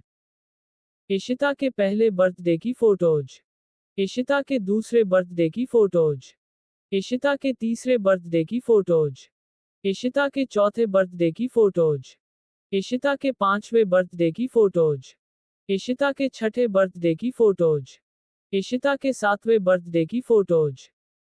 अवनी इशिता के सातवें बर्थडे की फोटोज को देख रही थी कि तभी अवनी को एक ऐसी फोटो दिखाई दी जिसे देखकर अवनी की आंखें फटी की फटी रह गई। अवनी जैसे ही इस फोटो को देखा उसने अपनी आंखों को मसलकर फिर से उस फोटो को देखा, लेकिन वह फोटो वैसी की वैसे ही थी। उसे देखकर अवनी के हाथ कांपने लगे थे। उसके बाद अवनी ने जल्दी से उस फोटो एल्बम से उस फोटो को निकाला और फिर आगे की फोटो को जल्दी जल्दी देखने लगी, लेकिन अवनी को बाकी फोटो में कुछ नहीं मिला। उसके बाद अवनी सीधे इशिता के कमरे से बाहर आ गई और फिर वह भागते हुए सीधे इशिता के मॉम और डैड के पास गई। क्या हुआ अवनी, तुम दौड़ क्यों रही हो? हर्षिता अवनी को दौड़ता हुआ देखकर उससे पूछती है। आंटी यह फोटो दिखाए और उसमें ये लड़का है, इसके बारे में कुछ भी जानती हो क्या? अवनी हर्षिता को वही फोटो दिखाकर पूछती है। मैं इस लड़के के बारे में तो नहीं जानती हूँ, लेकिन इतना जरूर बता सकती हूँ, इस दिन इशिता ने गलती से एक गर्म लोहे का तार जिस पर खाना पकाया जाता है उस तार को इस लड़के पर लगा दिया, जिससे इसका पेट जल गया था। इसके अलावा मैं इस लड़के के बारे में और कुछ नहीं जानती हूँ, हर्षिता बताती है। क्या आप ये बता सकती है कि इशिता का 7th बर्थडे कहाँ पर मनाया गया था? अवनी हर्षिता से पूछती है। ये बर्थडे हम लोगों ने सिटी के बाहर एक अनाथ आश्रम में बच्चों के साथ मनाया था और ये लड़का भी वही का ही था, हर्षिता बताती है। ये फोटो अभी के मैं रख रही हूँ, इशिता को बाद में दे दूंगी। हर्षिता की बात सुनकर अवनी हर्षिता से कहती है। उसके बाद हर्षिता का जवाब सुने बिना अवनी इशिता के घर से बाहर चली जाती है। इधर जब लीडर ने अवनी को भागते हुए अपनी तरफ आता देखा तो वह भी जल्दी से अवनी के पास जाकर पूछता है। अवनी मैम क्या हुआ, कोई प्रॉब्लम है क्या? तुम्हें सिटी के बाहर वाले अनाथ आश्रम का रास्ता मालूम है क्या? अवनी अपने बॉडीगार्ड्स के लीडर से पूछती है जिसका नाम निर्मल था। हाँ अवनी मैम मुझे पता है, क्या आपको वहां पर जाना है? निर्मल अवनी से पूछता है। अभी चलो, जितना जल्दी हो सके उतना जल्दी पहुंचाओ, अवनी कहती है और फिर वह अपनी कार में बैठ जाती है। पर मैम बाकी सब? निर्मल अपनी बाकी बॉडीगार्ड साथियों के बारे में पूछता है। मेरे पास इतना टाइम नहीं कि मैं उनके लिए रुकूं, वो सभी हमारे पीछे आ जाएंगे। अभी के लिए तुम जितनी जल्दी मुझे उस अनाथ आश्रम में पूछाओगे उतना ही मेरे लिए अच्छा रहेगा, अब चलो, अवनी निर्मल से कहती है और फिर वो दोनों ही सिटी के बाहर वाले अनाथ आश्रम की ओर निकल जाते हैं। कार में निर्मल बार बार अपनी मैडम अवनी को देखे जा रहा था, क्योंकि निर्मल ने देखा कि अवनी मैम जब से गाड़ी में बैठी है उनका बिहेवियर बहुत ही अलग सा है और वह बार बार एक ही फोटो को देखे जा रही है और साथ ही साथ उनके पैर और हाथ भी काम से रहे थे। निर्मल ने इतने साल में अवनी के साथ ऐसा कुछ पहले कभी नहीं देखा था। अवनी मैम आप ठीक तो हो ना? यदि कोई बात है तो आप मुझसे कह सकती है, मैं किसी को भी नहीं बताऊंगा, निर्मल अवनी से कहता है। लेकिन अवनी अभी भी उसी फोटो को देखे जा रही थी। मैम अवनी मैम आप ठीक तो हो ना? यदि कोई बात है तो आप मुझसे कह सकती है, मैं किसी को भी नहीं बताऊंगा। निर्मल अपनी आवाज को तेज करता हुआ फिर से अवनी से वही कहता है। हाँ अच्छा निर्मल जी, एक बात बताना कि आप मेरे छोटे भाई के बारे में क्या जानते हो? अवनी अपने ख्यालों से बाहर निकलती हुई निर्मल से पूछती है। मैंने सुना था कि आज से 14-15 साल पहले एक एक्सीडेंट में वो चल बसा था, निर्मल अवनी को बताता है। मैं भी यही मानती थी कि वह हमेशा हमेशा के लिए चला गया है, लेकिन ये फोटो देखो, यह फोटो इशिता के 7वें बर्थडे की है। इशिता के पीछे वाले लड़के को तुमने फोटोज में देखा होगा, अवनी फोटो दिखाती हुई निर्मल से पूछती है। ये तो सच में शायद श्रीवास्तव ही है, लेकिन ऐसा कैसे हो सकता है? निर्मल भी हैरानी से उस फोटो को देखता है और अवनी से कहता है। ये फोटो सिटी के बाहर वाले अनाथ आश्रम की है, तभी मैं वहां पर जा रही हूँ। लेकिन एक बात ध्यान रखना कि हमारे परिवार को छोड़कर किसी को भी शाय के बारे में पता नहीं चलना चाहिए। अवनी निर्मल को इस बात को सीक्रेट रखने के लिए कहती है। 1401-1110 to become Shadow Monarch Episode 86 Sheikah back to become Shadow Monarch Episode Open। ये फोटो सिटी के बाहर वाले अनाथ आश्रम की है, तभी मैं वहां पर जा रही हूँ। लेकिन एक बात ध्यान रखना कि हमारे परिवार को छोड़कर किसी को भी शाय के बारे में पता नहीं चलना चाहिए। अवनी निर्मल को इस बात को सीक्रेट रखने के लिए कहती है। उसके बाद शाय और निर्मल दोनों सिटी के बाहर वाले आश्रम में पहुंच जाते हैं। आश्रम में अवनी जैसे ही अपनी कार से उतरती है वैसे ही वहां के स्टाफ मेंबर और बच्चे अवनी को पहचान जाते हैं। अरे देखो, ये तो अवनी श्रीवास्तव है, पर यह यहाँ पर क्या कर रही है? वहां का एक स्टाफ मेंबर अपने दूसरे स्टाफ मेंबर से कहता है। मुझे नहीं पता, दूसरा वाला कहता है। उसके बाद सभी बच्चे और बड़े अवनी के चारों तरफ हो जाते हैं। उनके चारों तरफ होने के कारण निर्मल ने अवनी की सेफ्टी के लिए उन सभी को थोड़ा पीछे ही रोक दिया। अभी मैं बहुत जल्दी में हूँ, क्या हम कुछ देर बाद में बात कर सकते हैं प्लीज? अवनी थोड़ी कंफ्यूज होती हुई सभी से कहती है, क्योंकि अवनी कभी नहीं सोचा कि वह इतनी पॉपुलर होगी। वह तो हमेशा ही मिस्ट्री प्लेनेट पर रहे हैं और मीडिया में भी काफी कम ही आती है। उसके बाद भी ये सभी मुझे जानते हैं। कोई बात नहीं अवनी दीदी, आप जिस काम के लिए आए हैं वो कर आइए। सभी बच्चे अवनी से कहते हैं। आप सबका थैंक यू मुझे समझने के लिए, अवनी कहती है और फिर वह सीधे ऑफिस में चली जाती है। हेलो अवनी मैडम, मेरा नाम प्रियंका है। मेरे छोटे से ऑफिस में आपका स्वागत है। बताइए मैं आपकी क्या मदद कर सकती हूँ? प्रियंका, जो इस आश्रम की हेड थी, वह अवनी से कहती है। प्रियंका जी, क्या आप हमें इस लड़के के बारे में बता सकती है जो इस फोटो में पीछे खड़ा हुआ है? अवनी फोटो को दिखाती हुई प्रियंका से पूछती है। I am really sorry Avni ma'am, मैं आपको इसके बारे में कुछ भी नहीं बता सकती हूँ क्योंकि मैं इस अनाथ आश्रम में पिछले 3 साल से ही हूँ। इससे पहले यहाँ पर कोई दूसरा हेड था, इसलिए इस लड़के के बारे में मुझे कुछ भी मालूम नहीं है।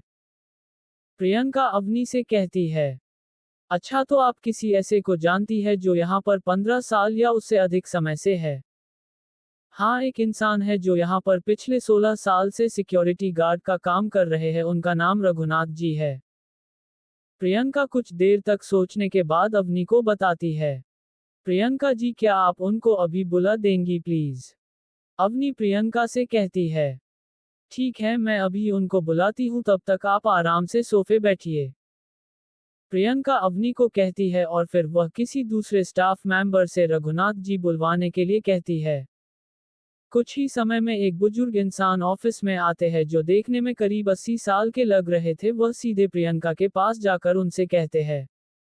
जी मैम साहब बोलिए, मेरे से आपको क्या काम था?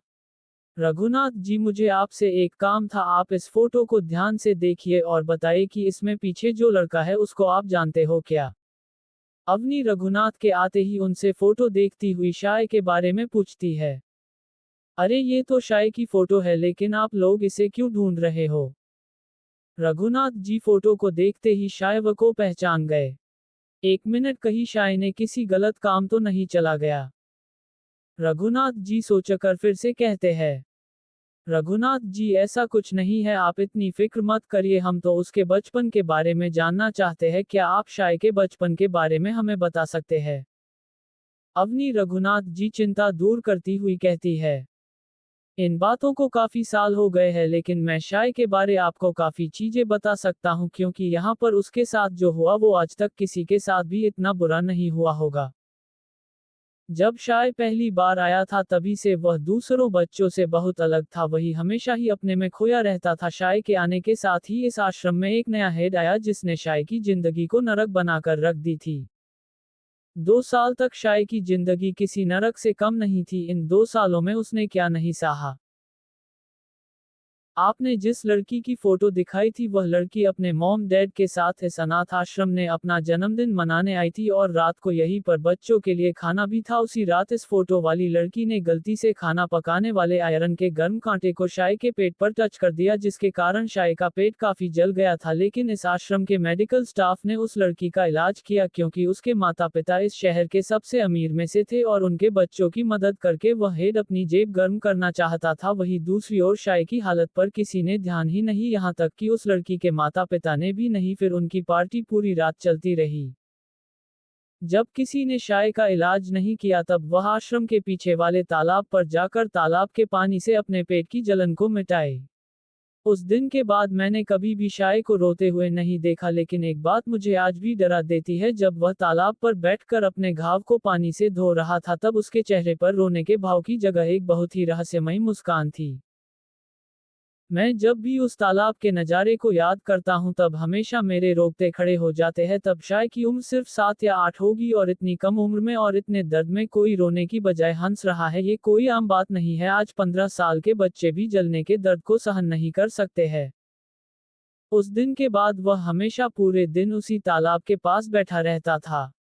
पूरे दिन एक जगह बैठे रहने से आश्रम के बहुत से अन्य बच्चे शाय से डरने लगे थे, इसलिए उसके बाद किसी ने शाय को परेशान नहीं किया। मैं शाय के बारे में इतना ही बता सकता हूँ। हाँ, एक बात, और वह इस आश्रम को लगभग 12 या 13 साल की उम्र में ही छोड़कर भाग गया था, और अभी कुछ महीनों पहले ही उसने अपना पूरा सामने यहाँ से ले गया था। यहाँ से जाते जाते उसने आश्रम के सभी बच्चों और स्टाफ मेंबर्स को गिफ्ट्स भी देकर गया था। रघुनाथ जी अवनी को बताते हैं। इतना सब बताने के लिए आपका thank you so much Raghunath ji. Avni बड़ी ही रेस्पेक्ट के साथ रघुनाथ जी से कहती है। उसके बाद रघुनाथ जी वापस अपने काम पर लग जाते हैं। प्रियंका जी, क्या आप उस समय की कैमरा रिकॉर्डिंग दिखा सकती है जब शाय यहाँ पर अपना सामान लेने आया था? अवनी आश्रम के ऑफिस और बाहर कैमरों को देखती हुई कहती है। जी अवनी मैम, मैं अपनी आप को दिखाती हूँ। प्रियंका अवनी से कहती है और फिर वह अपने कंप्यूटर में रिकॉर्डिंग ढूंढने लग जाती है। कुछ समय बाद वह रिकॉर्डिंग भी मिल जाती है। अवनी मैम, यही शाय है जिसने अपना सामान लिया था। प्रियंका अवनी से कहती है और प्रियंका की बात सुनकर अवनी उस इंसान की तरफ देखती है और फिर उसका मुंह खुला का खुला रह जाता है। मॉम ये बात पहले से जानती है कि शेल्टर का वह घटिया लड़का जिसकी लड़ाई इशिता से है वही मेरा भाई है, और मॉम ने मुझे ही नहीं बताया, पर क्यों, क्या ये बात शायद भी जानता होगा कि उसकी माँ और बहन जिंदा है? नहीं, उसे नहीं पता होगी, नहीं तो वह मेरे से तो जरूर मिलने आता। अवनी अपने मन में शाय के बारे में सोचती है। अवनी अपने ख्यालों में थी कि तभी वह देखती कि शाय अपना सामान लेकर उसी तालाब की तरफ जा रहा है जिसके बारे में रघुनाथ जी ने बताया था। इस तालाब पर जाकर देखना पड़ेगा कि शाय बार बार यहाँ पर क्यों जाता था, अवनी अपने मन में कहती है। उसके बाद अवनी और निर्मल दोनों उसी तालाब के पास पहुंच जाते हैं जहाँ पर शाय अक्सर जाया करता था। वहां जाकर अवनी ने जो देखा उसे देखकर अवनी अपनी यादों में पीछे चली गई। उस तालाब के पास वाले पत्थर पर एक ड्राइंग बनी हुई थी जिसमें शाय ने अपना पूरा परिवार बनाया था, जिस पर सभी के नाम लिखे हुए थे, मॉम, डैड और कुहू। अवनी मैम, ये कुहू कौन है? निर्मल उस ड्राइंग में लिखे हुए नाम को पढ़कर पूछता है। मैं। अवनी इतना ही कहती है और फिर उसके चेहरे पर स्माइल आ जाती है। क्या मतलब है आपका? निर्मल फिर से पूछता है। जब हम छोटे थे तब शायद मुझे इसी नाम से बुलाया करता था, तुम कह सकते हो कि यह मेरा निकनेम था। अवनी थोड़ी इमोशनल हो जाती है। मैम, आप इतनी इमोशनल क्यों हो रही हो? निर्मल अवनी से पूछता है। जब से शाय गया था तब से इस नाम से किसी ने भी नहीं बुलाया, और आज जब ये नाम फिर से देखा तो कुछ पुरानी यादें ताज़ा हो गई, इसलिए थोड़ी इमोशनल हो गई। अवनी अपने आंखों से आंसू पूछती हुई कहती है। उसके बाद अवनी अपना फोन निकालती है और उस पत्थर की एक फोटो खींच लेती है।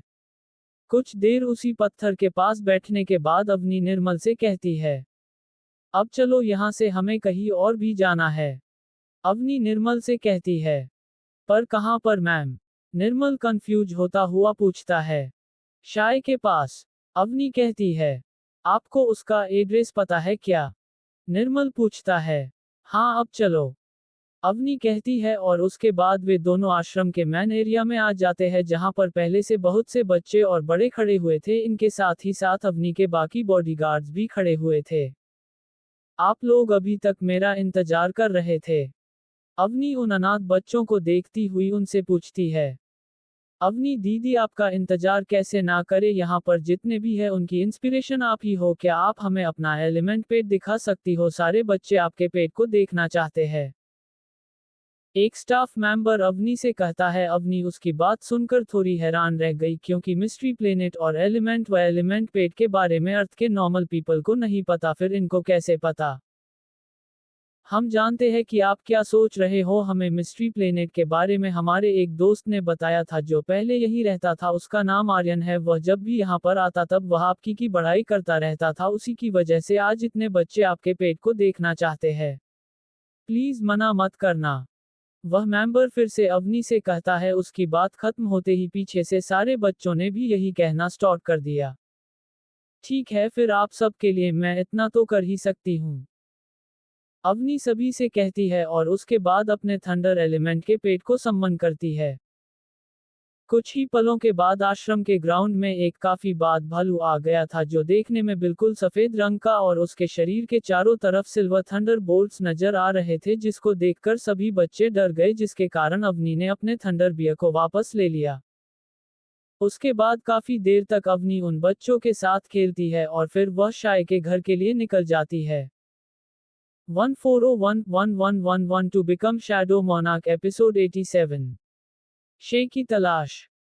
कुछ ही पलों के बाद आश्रम के ग्राउंड में एक काफी बाद भालू आ गया था जो देखने में बिल्कुल सफेद रंग का और उसके शरीर के चारों तरफ सिल्वर थंडर बोल्ट्स नजर आ रहे थे जिसको देखकर सभी बच्चे डर गए जिसके कारण अवनी ने अपने थंडर बियर को वापस ले लिया।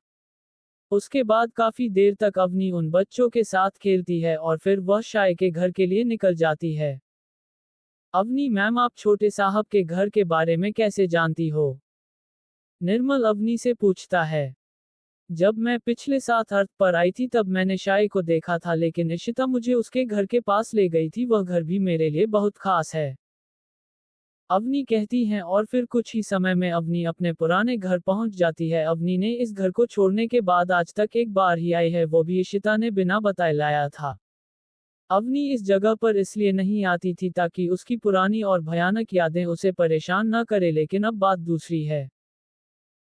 उसके बाद अवनी और निर्मल के अलावा सारे बॉडीगार्ड बाहर खड़े हो गए और फिर वो दोनों घर के अंदर चले जाते हैं। घर का अंदर का नजारा अवनी को अपने बचपन के याद दिला रहा था, लेकिन शाय का घर काफी ज्यादा गंदा हो रखा था और चारों तरफ चूहे इधर उधर भाग रहे थे क्योंकि शाय पिछले काफी महीनों से घर पर नहीं लौटा। इसके कारण किसी ने घर की सफाई की और घर इतना गंदा हो गया।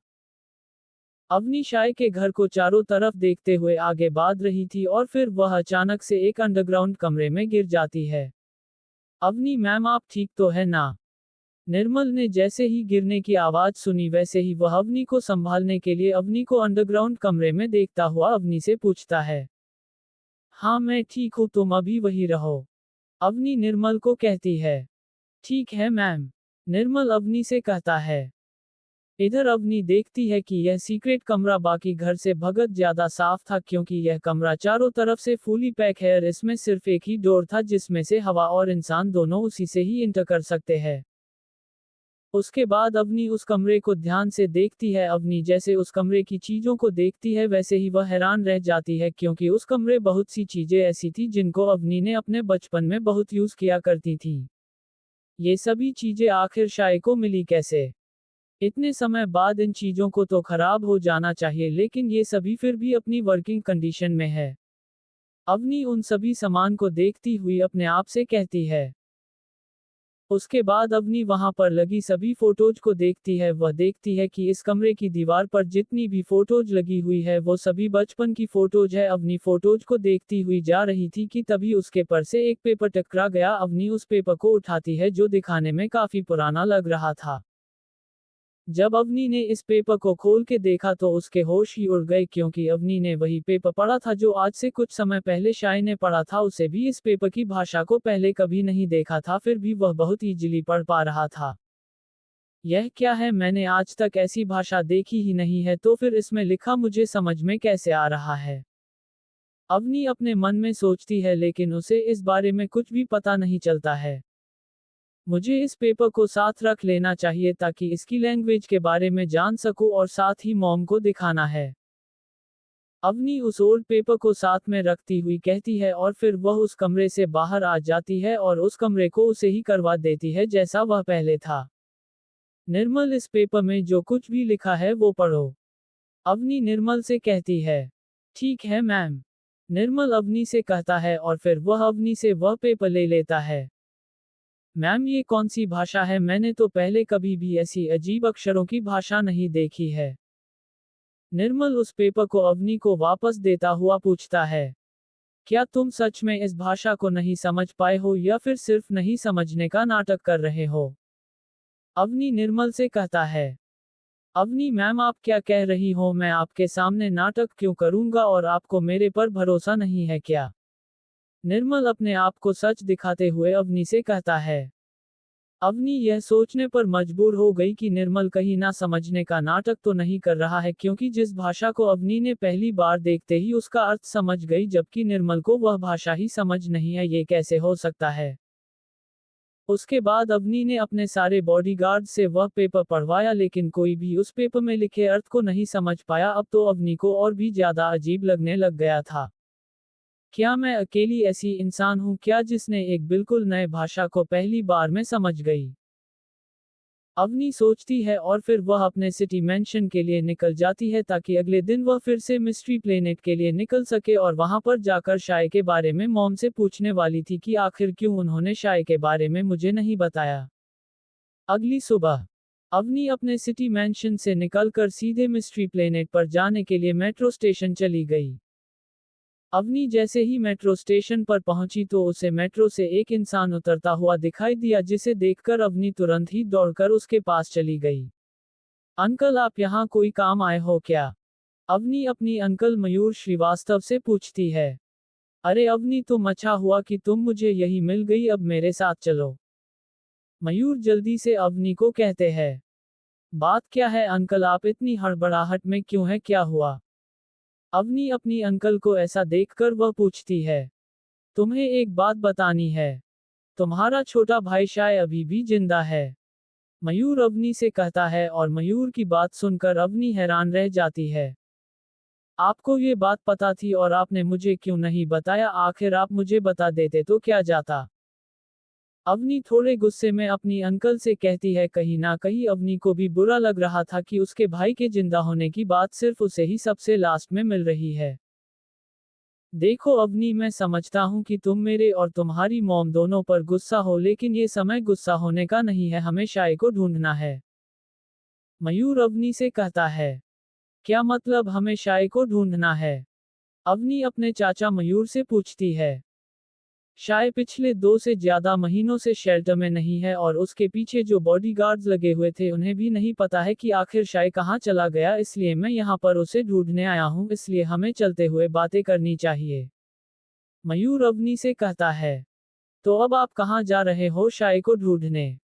अवनी पूछती है। शाय के घर, मयूर जवाब देता है।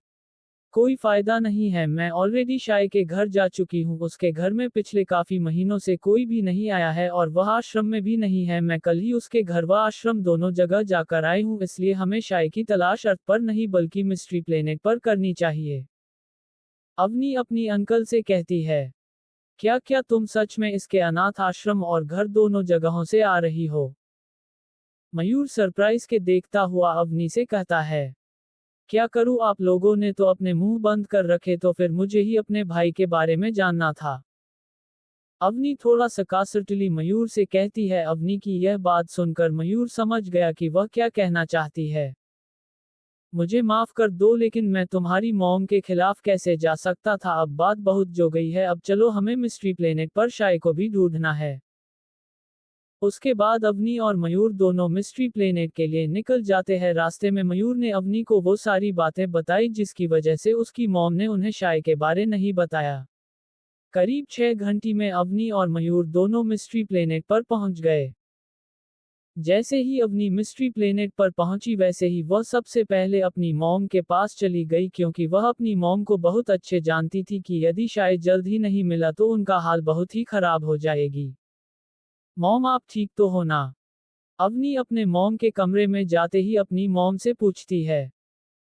मुझे माफ कर देना, मैंने तुम्हें शाय के बारे में नहीं बताया। आराध्या थोड़ी उदास सी होती हुई अवनी से कहती है। आपकी कोई गलती नहीं है, इसलिए मुझसे माफी मत मांगिए, मैं आपसे कभी भी नाराज नहीं हो सकती हूँ। अवनी अपनी को अच्छा फील करवाने के लिए कहती है। मैं अपने छोटे भाई शाय को जरूर ढूंढ लूंगी, चाहे कितने ही साल लग जाए।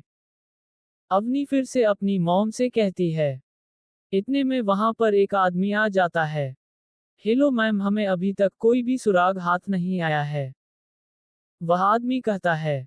मुझे नहीं पता, लेकिन कैसे भी करो लेकिन शाय को ढूंढो, चाहे कितने ही आदमी लगे, मुझे शाय चाहिए।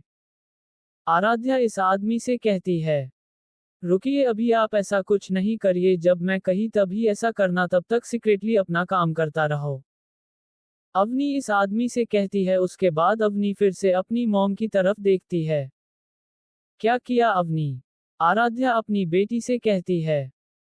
मॉम, आप जानती हो कि ऐसा करने से शाय के बारे में सभी लोगों को पता चल जाता कि शाय रियल में कौन है, और फिर हमारे दुश्मनों के लिए यह अपॉर्चुनिटी मिल जाती और वे सभी शाय के पीछे पड़ जाएंगे। अवनी अपनी मॉम से कहती है, यदि ऐसा नहीं कर सकते हैं तब हम शाय को कैसे ढूंढेंगे? आराध्या पूछती है। उसके बाद अवनी अपने शेल्टर के कमरे में शाय की मॉम आराध्या अपने आप को ही कोसे जा रही थी। आखिर क्यों मैंने शाय को असलियत नहीं बताई? यदि शाय को उसकी बहन और मेरे बारे में बता दिया होता तब वह कभी हमें छोड़कर नहीं जाता। आखिर क्यों, आखिर क्यों? आराध्या अपने आप से कही जा रही थी कि तभी उस कमरे में अवनी आ जाती है। जैसे अवनी ने अपनी मॉम को इस हालत में देखा वैसे ही वह तुरंत अपनी मॉम को रोकती है। मॉम, ये क्या कर रही हो? मैंने आपको कितनी बार कहा है, इसमें आपकी कोई गलती नहीं है और शायद भी वापस जरूर आ जाएगा। वह इतने दिनों से अकेला रहा है और शेल्टर के लोग भी उसे पसंद नहीं करते थे, इसलिए वह कहीं दूसरी जगह पर रहने चला गया है। वह जल्द ही वापस आ जाएगा। अवनी अपनी मॉम को शांत करवाती हुई कहती है। मॉम, आप पिछले काफी दिनों से इस कमरे से बाहर नहीं आई है। अवनी अपनी मॉम से कहती है कि तभी एक इंसान भागता हुआ आराध्या के कमरे में आता है और फिर वह कहता है कि क्वीन मैम, मैंने शाय को अर्थ पर देखा है। उस आदमी के ऐसा कहते ही आराध्या और अवनी दोनों उस आदमी से एक साथ पूछते हैं, शाय कहाँ पर है अभी? इतना तो मुझे नहीं पता, लेकिन जहां तक वह अपने घर पर ही होगा। वह आदमी कहता है। मॉम, चलो अभी अर्थ पर चलते हैं और शाय से मिलते हैं। अवनी अपनी मॉम से कहती है। सॉरी मैम, लेकिन क्वीन मैम की अभी अथॉरिटी के साथ एक मीटिंग है जो बहुत ज्यादा इंपॉर्टेंट है, इसलिए क्वीन मैम आप अभी अर्थ पर नहीं जा सकती है, यह अथॉरिटी के ऑर्डर है। वह आदमी फिर से क्वीन यानी कि आराध्या से कहता है, लेकिन आराध्या है कि उसकी बात सुनने को राजी नहीं थी। उसे तो बस अपने बेटे से मिलने की जल्दी थी, आराध्या से रुका नहीं जा रहा था। मॉम, आपको यहीं पर रहना चाहिए, आप अथॉरिटी की मीटिंग अटेंड कीजिए, तब तक मैं शाय की मिस्ट्री प्लेनेट लेकर आती हूँ। अवनी कहती है, मुझे नहीं करनी कोई मीटिंग। आराध्या कहती है, लेकिन अवनी फिर से समझाती है। काफी देर तक ऐसा ही चलने के बाद फाइनली आराध्या मीटिंग अटेंड करने को तैयार हो जाती है। उसके बाद अवनी अर्थ के लिए निकल जाती है और आराध्या वही अपने कमरे में शाय का इंतजार करने लग जाती है। इधर वह आदमी कमरे से बाहर निकलकर सीधे एक दूसरे कमरे में चला जाता है। सर, आपने जो कहा था वैसा मैंने कर दिया है। अवनी अर्थ के लिए निकल गई है और क्वीन अभी भी मिस्ट्री प्लेनेट पर है। वह आदमी अविनाश अरोड़ा से कहता है, बहुत अच्छा काम किया है तुमने, लेकिन अभी तुम्हें एक काम और करना होगा। ये गोली जो टेबल पर रखी हुई है, इन गोलियों को अवनी और क्वीन को खिला दो, जिससे उनकी पावर अगले 2 हफ्ते तक पूरी तरह से खत्म हो जाएगी। वो दोनों इतनी कमजोर हो जाएंगी कि उन्हें मिस्ट्री प्लेनेट पर कोई नया आया हुआ व्यक्ति भी बड़े आराम से मार सकता है। अविनाश उस आदमी से कहता है, ठीक है। वह आदमी अविनाश से इतना ही कहता है और फिर वह सारी गोलियां लेकर वहां से निकल जाता है। और फिर उसने मीटिंग में आराध्या के पानी के गिलास ने उसने किसी तरह से आराध्या को वह गोली खिला दी। उसके बाद वह तुरंत ही अर्थ के लिए पोर्टल से टेलीपोर्ट कर जाता है। वहां पर जाकर देखता है कि अवनी अभी भी मेट्रो का बेसब्री से इंतजार किए जा रही थी। काफी समय बाद फाइनली अवनी का इंतजार खत्म हुआ और फिर वह मेट्रो में बैठ जाती है। उसी टाइम पर वह आदमी भी मेट्रो में चढ़ जाता है, अवनी की पास वाली सीट पर जाकर बैठ जाता है। इस 6 घंटे के रास्ते में उस आदमी के अवनी की पानी की बोतल में वह गोली डाल दी और फिर अवनी ने उसी बोतल से वही गोली वाला पानी पी लिया। 6 घंटे के बाद फाइनली अवनी स्टेशन पर पहुंच गई। वहां पर जाकर देखती है कि उसके सारे बॉडीगार्ड स्टेशन अभी तक नहीं आए हैं। उसके बाद अवनी ज्यादा इंतजार नहीं करती है और सीधे टैक्सी पकड़कर शाय के घर पर पहुंच गई, लेकिन वहां पर शाय तो नहीं मिला, लेकिन कुछ और लोग मिल गए जिनको देखकर अवनी के गुस्से का पारा चढ़ गया। इधर शेल्टर में आराध्या अपने कमरे में बैठी हुई थी कि तभी उसे किसी की आवाज सुनाई दी कि अरे, तुमने सुना है कि शाय पिछले 2 साल से शेल्टर नहीं आया था? वह अभी अभी पृथ्वी से आया है और अभी वह शिकार के लिए शेल्टर की पास वाली ग्रीन हिल पर गया हुआ है। आराध्या ने जैसे ही शाय का नाम सुना, उसने बिना सोचे समझे वह ग्रीन हिल पर जाने लगती है ताकि वह शाय से मिल सके। आराध्या पिछले 2 साल से शाय से मिलने के लिए तरस रही थी, लेकिन इतने दिनों तक शाय के बारे में कुछ भी नहीं पता चला तो वह बहुत उदास हो गई। और अब जब किसी ने शाय को देखा है तब वह बहुत ही ज्यादा खुश हो गई और बिना सोचे समझे ग्रीन हिल पर चली गई। लेकिन आराध्या जैसे ही ग्रीन हिल पर पहुंची तो उसे वहां पर शाय को नहीं दिखा, लेकिन उसके स्थान पर कुछ जाने पहचाने चेहरे नजर आ रहे थे। आइए क्वीन जी, अफसोस की बात है कि तुम्हें यहाँ पर अपना बेटा शाय तो नहीं मिलेगा। अविनाश अरोड़ा क्वीन से कहता है। तुम लोग यहाँ पर क्या कर रहे हो और तुम मेरे बेटे के बारे में कैसे जानते हो? आराध्या अविनाश और सक्षम अरोड़ा से कहती है। इससे कोई फर्क नहीं पड़ता है, तुम्हें ये सुनकर दुख होगा कि शाय अब कभी नहीं आएगा, और यदि वह भी गया तब भी वह तुम दोनों को नहीं देख पाएगा। अविनाश आराध्या से कहता है। क्या बकवास कर रहे हो तुम? आराध्या अब गुस्से से अविनाश से कहती है। लगता है कि तुम अभी भी नहीं समझी हो, तुम्हें सच में लगता है कि शाय यहाँ नहीं होगा तो अर्थ पर होगा अवनी, और तुम दोनों को मेरे ही आदमी ने कहा था, मुझे पता था कि तुम दोनों शाय का नाम सुनते ही बिना सोचे समझे कहीं पर भी चली जाओगी, और इसी बात का फायदा उठाया हमने। अविनाश आराध्या से कहता है। लेकिन तुम लोग मेरे ताकत नहीं जानते हो। आराध्या अपने पेट को किसी तरह से सम्मन करती हुई कहती है, लेकिन ऐसा करते हुए आराध्या बहुत ज्यादा कमजोर महसूस करने लगती है। आराध्या जी, अपने शरीर को इतना कष्ट मत दीजिए, क्योंकि आपने हमारी बनाई हुई टैबलेट्स खाई है जो तुम्हारी पावर को इतना कम कर देगी कि तुम एक लेवल 2 वाले इंसान को भी नहीं हरा पाओगी। और मेरे पास तो 3 एलिमेंट के लेवल 9 के काफी सारे लोग हैं जो तुम्हें चुटकियों में खत्म कर देंगे। इधर आराध्या अपनी पूरी ताकत लगाकर अपने एक एलिमेंट के पेट को सम्मन कर देती है, लेकिन आराध्या अपने एलिमेंट का वह पेट सम्मन कर पाई जो पावर के मामले में सबसे कमजोर था। आराध्या के पेट के सम्मन होते ही उसके वुल्फ ने 2 इंसानों को मौत के घाट उतार दिया था, लेकिन 3 एलिमेंट वाले लोग ने इस वुल्फ को कुछ ही सेकंडों में मार दिया। अब आराध्या के पास और ताकत नहीं बची कि वह अपने बाकी पेट्स को सम्मन कर सके। मैंने पहले ही कहा था कि तुम्हारी पावर अब बहुत कमजोर हो गई है, और अब तो तुम्हारी बेटी की भी कब्र उसी घर में खुदेगी जहां पर तुम लोग रहते थे। क्वीन, तुमने मेरे बेटे को मारकर अच्छा नहीं किया, और अब मैं तुम्हारी बेटी को मारकर अपने बेटे की मौत का बदला लूंगा। अविनाश गुस्से में आराध्या से कहता है।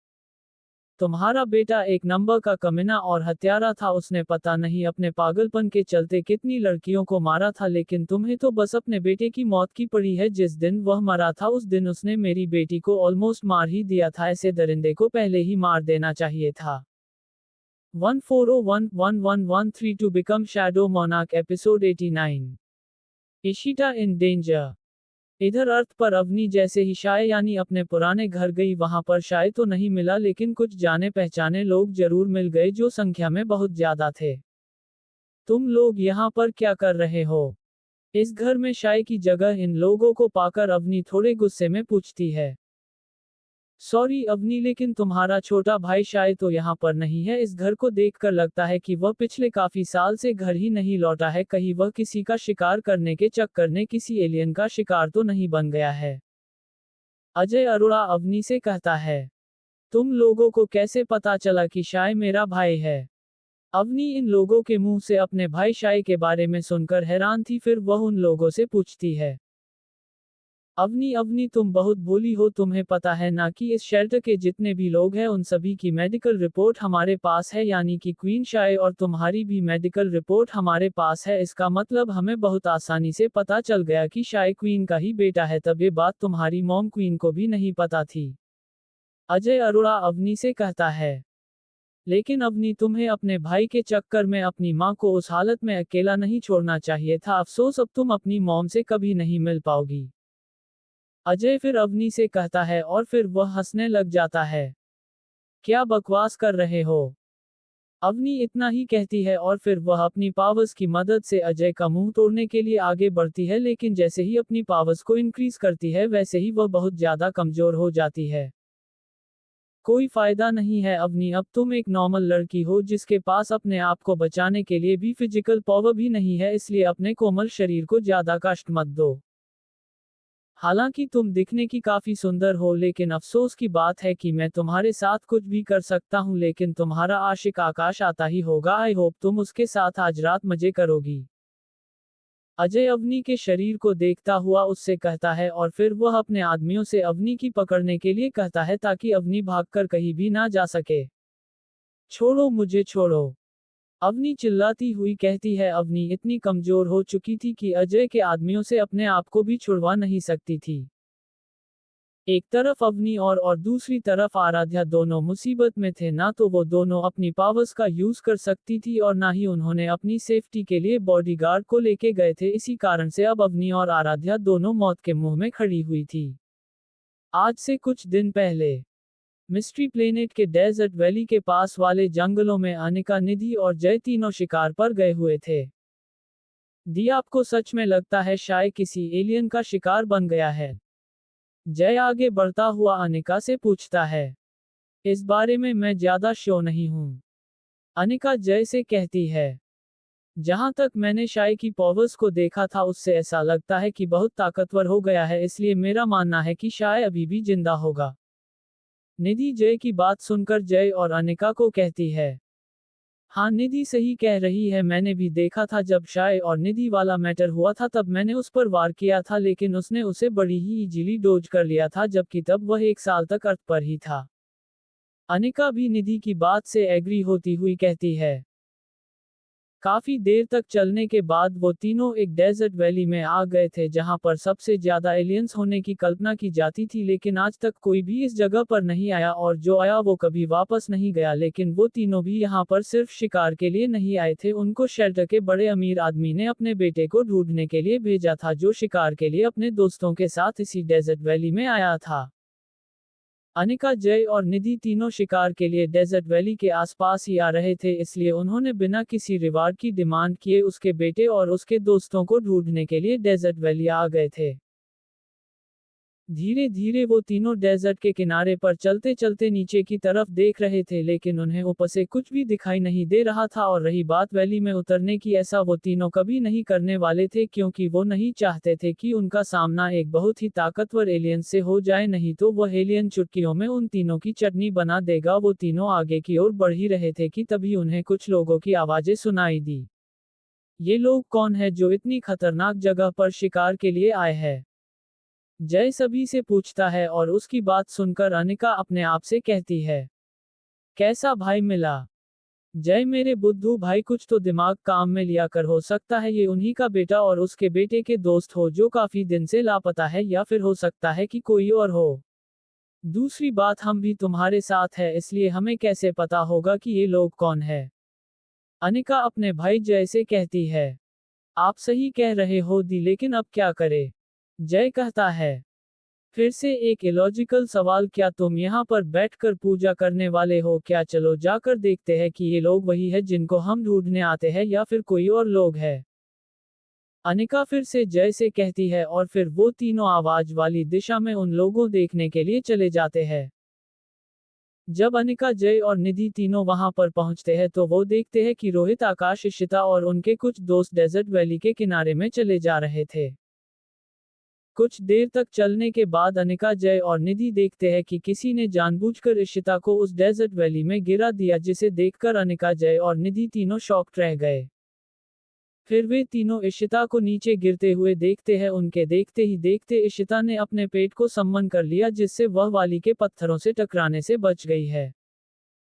क्या कर रहे हो तुम? अंधे के तरह क्यों चल रहे हो? कम से कम देख के तो चलो, अभी मेरे कहीं चोट लग जाती तो।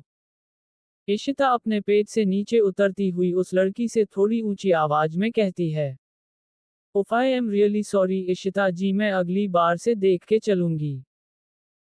वह लड़की सरकास्टली इशिता से कहती है, लेकिन इशिता उसके सरकास्म को समझ नहीं पाई। लेकिन इधर पत्थर के पीछे छुपे हुए अनिका और निधि बहुत अच्छे से समझ गए थे कि वह लड़की क्या कहना चाहती है, लेकिन जय की अभी भी कुछ भी समझ नहीं आ रहा था। ठीक है, अब मुझे इस वैली से बाहर निकालो, इशिता रोहित और आकाश से कहती है, क्योंकि इशिता के पास इतना पावरफुल पेट होने के बाद भी वह अपने पेट व अपनी स्ट्रेंथ के बल पर इस वैली से बाहर नहीं आ सकती थी, क्योंकि वह वैली नीचे से बहुत चौड़ी थी और ऊपर से बहुत संकरी थी, और इसके साथ ही उसकी पत्थर की दीवार बहुत ही ज्यादा फिसलनदार थी, जिसके कारण किसी भी पेट या इंसान की ग्रिप उस वैली की दीवार पर नहीं बन पाती थी, और यदि किसी की ग्रिप उस दीवार पर बन भी गई तब भी वह आधी दूर तक ही जा पाएगा, क्योंकि वह दीवार नीचे से ऊपर जाने पर उस पेट या इंसान को उस दीवार पर लटकर जाना पड़ेगा, और ऐसी दीवार पर लटकना बहुत ज्यादा मुश्किल, या कह सकते हैं कि यह कारण इम्पॉसिबल है। सॉरी इशिता, लेकिन हम तुम्हें यहाँ से बाहर नहीं निकाल पाएंगे। रोहित हंसता हुआ इशिता से कहता है। क्या मतलब है तुम्हारा रोहित? इशिता रोहित से पूछती है। क्या बताऊं इशिता डार्लिंग, इतने दिनों तक तुम्हारे नखरे उठाकर परेशान हो गया हूं और इतनी परेशानी के बाद भी मुझे इसके बदले कुछ भी नहीं मिला। रोहित इशिता से कहता है। लेकिन तुम तो मुझसे प्यार करते थे ना? इशिता थोड़ी इमोशनल होती हुई कहती है। मैं तुमसे प्यार व्यार कुछ नहीं करता हूं, तुमसे सिर्फ एक ही इंसान प्यार करता था और वो था शायद, जिसको मरे हुए भी 2 साल हो गए। इसका मतलब अब तुमसे कोई प्यार नहीं करता? खासकर मैं तो बिल्कुल नहीं, मैं तो बस तुम्हारे पिता मिस्ट्री प्लेनेट की अथॉरिटी के चीफ प्रेसिडेंट के कारण मैं तुम्हारे पीछे था, लेकिन जब वो हट गए तब मेरा मतलब भी तुम्हारे से खत्म हो गया। लेकिन मुझे लगा मैं तुम्हारे साथ और मस्ती कर सकता हूँ, इसलिए इतने दिनों तक तुम्हारे साथ था। लेकिन अब मुझे ना तो तुम्हारे बाप की जरूरत है और ना ही तुम्हारी जरूरत है, और वैसे भी तुम्हारी जैसे लड़कियां मेरे पीछे हजारों खड़ी है, इसलिए मैं यह नहीं चाहता हूं कि मैं अपना सारा टाइम तुम पर बर्बाद कर दूं। रोहित इशिता को बताता है। अवनी हमेशा सही कहती थी कि तुम और तुम्हारे भाई पर कभी विश्वास मत करना, लेकिन मैं ही पागल थी जो तुम लोगों पर विश्वास कर बैठी। इशिता अवनी की बात याद करती हुई रोहित से कहती है। अरे हाँ, अवनी से याद आया कि अगले 15 से 20 दिन में अवनी और उसकी घमंडी माँ क्वीन दोनों भी भगवान के पास जाने वाली है, और तब तक तुम भी उन्हीं के साथ उपमिलोगे। रोहित हंसता हुआ इशिता से कहती है। क्या मतलब है तुम्हारा? इशिता को विश्वास नहीं हो रहा था कि रोहित इतना कमीना ही सकता है। मेरा मतलब यह है कि बहुत जल्दी श्रीवास्तव फैमिली पूरी मौत की नींद सोने वाली है। उसके बाद मिस्ट्री प्लेनेट और अर्थ पर सिर्फ और सिर्फ अग्रवाल और अरोड़ा फैमिली का राज होगा। रोहित कहता है। रोहित अपनी बात कर रहा था कि तभी वहां पर आकाश भी आ जाता है को रोहित के कान में कुछ कहता है। लेकिन तुम भूल रहे हो, क्वीन मिस्ट्री प्लेनेट की सबसे पावरफुल इंसान है और अवनी की कई कम कमजोर नहीं है। इशिता रोहित से कहती है। इशिता डार्लिंग, तुम भी हमारे पावर डिस्चार्ज टैबलेट्स के बारे में भूल रही हो। वह टैबलेट्स एक इंसान जो चाहे कितना भी पावरफुल हो उसे एक नॉर्मल इंसान जितना ही बना देता है, और क्वीन और अवनी की वो टैबलेट्स दे देने के बाद तो उनको मारने का काम इन लोगों में से कोई भी कर सकता है। बाय द वे, मुझे अब जाना पड़ेगा क्योंकि मेरे पिता और अरोड़ा फैमिली ने क्वीन और अवनी की खत्म करने का सारा प्लान बना लिया है। रोहित कहता है। यदि तुम यहाँ से जिंदा निकल गई तब अगले महीने की 20 तारीख को हमारे उसी पब में पार्टी है, तो आना जरूर। Bye bye Ishita darling. Rohit हंसता हुआ कहता है और उसके बाद वो सभी वहां से चले जाते हैं। रुको प्लीज, मुझे यहाँ से निकालो प्लीज। इशिता रोती हुई रोहित और उनके लोगों से रिक्वेस्ट करती है, लेकिन उनमें से कोई भी पीछे तक नहीं मुड़ता है। अब क्या करूं, मुझे इन जैसे कमीनों के साथ अकेले कभी नहीं आना चाहिए, और अब तो अवनी और क्वीन आंटी को इनके प्लान के बारे में बताना होगा, लेकिन मैं यहाँ से बाहर कैसे निकालूं? इशिता अपने आप से कहती है। 14011117 to become shadow monarch episode 90। खतरनाक वाली। अब क्या करूं, मुझे इन जैसे कमीनों के साथ अकेले कभी नहीं आना चाहिए, और अब तो अवनी और क्वीन आंटी को इनके प्लान के बारे में बताना होगा, लेकिन मैं यहाँ से बाहर कैसे निकालूं? इशिता अपने आप से कहती है। इधर अनिका, निधि और जय ने जब रोहित की बातें सुनी तो उनके पैरों तले जमीन ही खिसक गई थी। रोहित और इनका परिवार सच में इतना कमीना है क्या? निधि हैरानी में अनिका से पूछती है।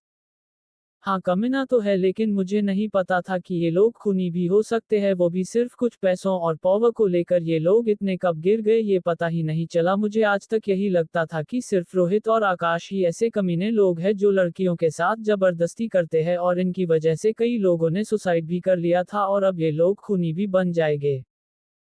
मेरा मन तो नहीं कर रहा है इस इशिता की बच्ची को इस वैली से बाहर निकालूं, लेकिन अभी हमें अपनी नोक झोंक बुलाकर इशिता को बाहर निकालकर सबसे पहले शेल्टर पहुंचकर क्वीन और अवनी को इनके प्लान के बारे में बताना होगा। अनिका सभी से कहती है। अनिका की बात को सभी मान जाते हैं, और फिर रोहित और आकाश के वहां से जाने के बाद अनिका, निधि और जय तीनों इशिता के पास आ जाते हैं। इशिता अभी भी वही नीचे खड़ी होकर वैली से बाहर निकलने का रास्ता ढूंढ रही थी कि तभी उसे ऊपर 3 लोग दिखाई दिए जो इधर उधर कुछ ढूंढ रहे थे।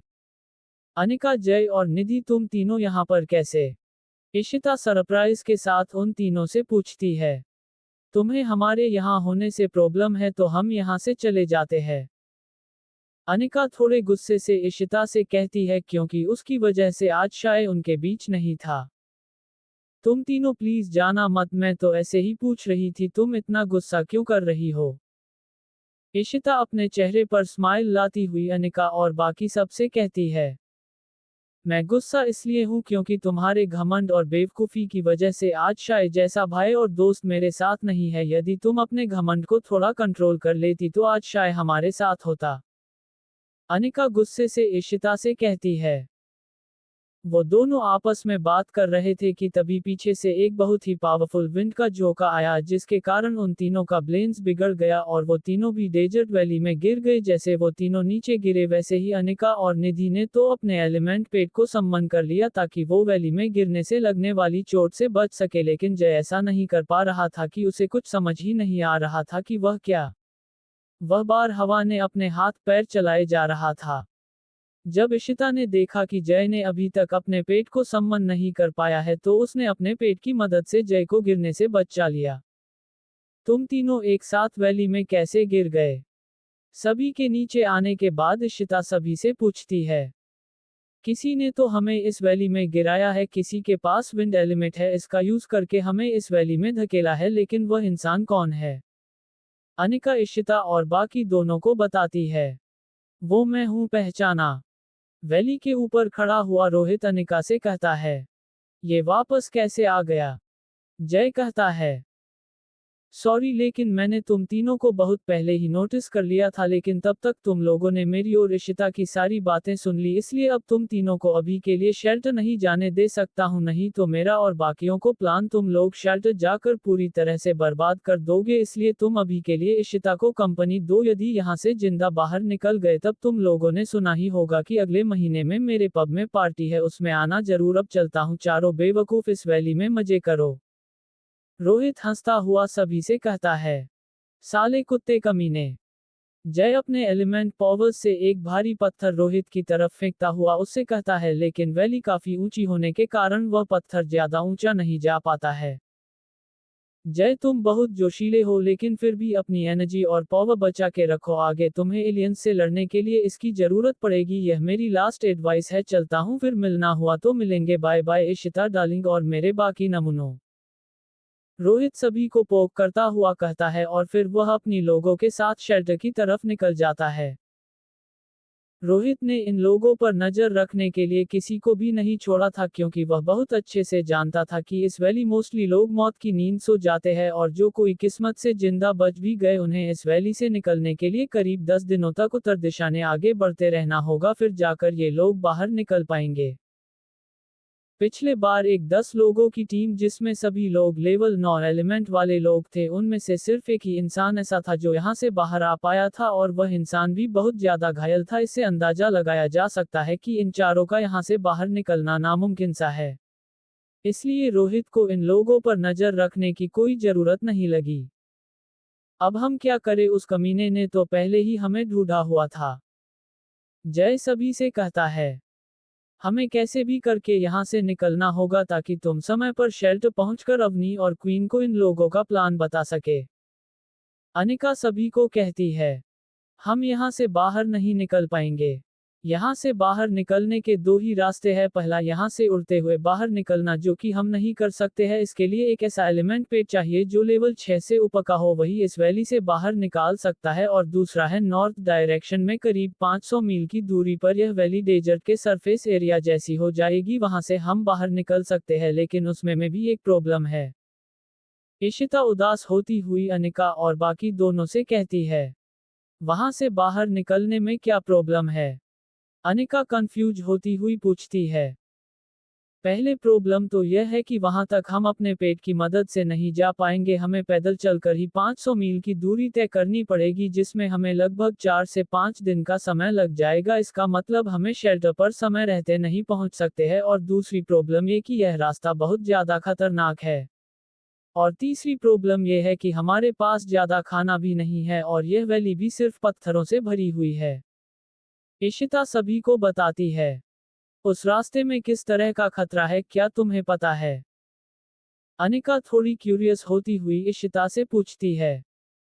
ये तो पता नहीं है, लेकिन मैंने सुना था कि पिछले बार एक 10 लोगों की टीम जिसमें सभी लोग लेवल 9 एलिमेंट वाले लोग थे, उनमें से सिर्फ एक ही इंसान ऐसा था जो यहाँ से बाहर आ पाया था, और वह इंसान भी बहुत ज्यादा घायल था। और जब हमने उससे पूछा कि वहां पर किस तरफ के एलियंस है, लेकिन इस आदमी को कुछ भी नहीं पता था। उसने सिर्फ इतना कहा था कि उसने अपनी आंखों के सामने अपनी पूरी टीम के हर मेंबर के एक एक करके सभी के टुकड़े होते हुए देख रहा था। उसे वहां पर कोई एलियंस दिखाई नहीं दिए थे, इशिता बताती है। ये सुनने में तो बहुत डरावना और बहुत ही खतरनाक लग रहा है अनिका दी, क्या हम सच में इसी रास्ते से आगे जाने वाले हैं क्या? जय थोड़ा डरता हुआ अनिका से पूछता है। हम सब उड़कर तो इस वैली से बाहर नहीं जा सकते हैं, तब हमारे पास यही रास्ता बचता है।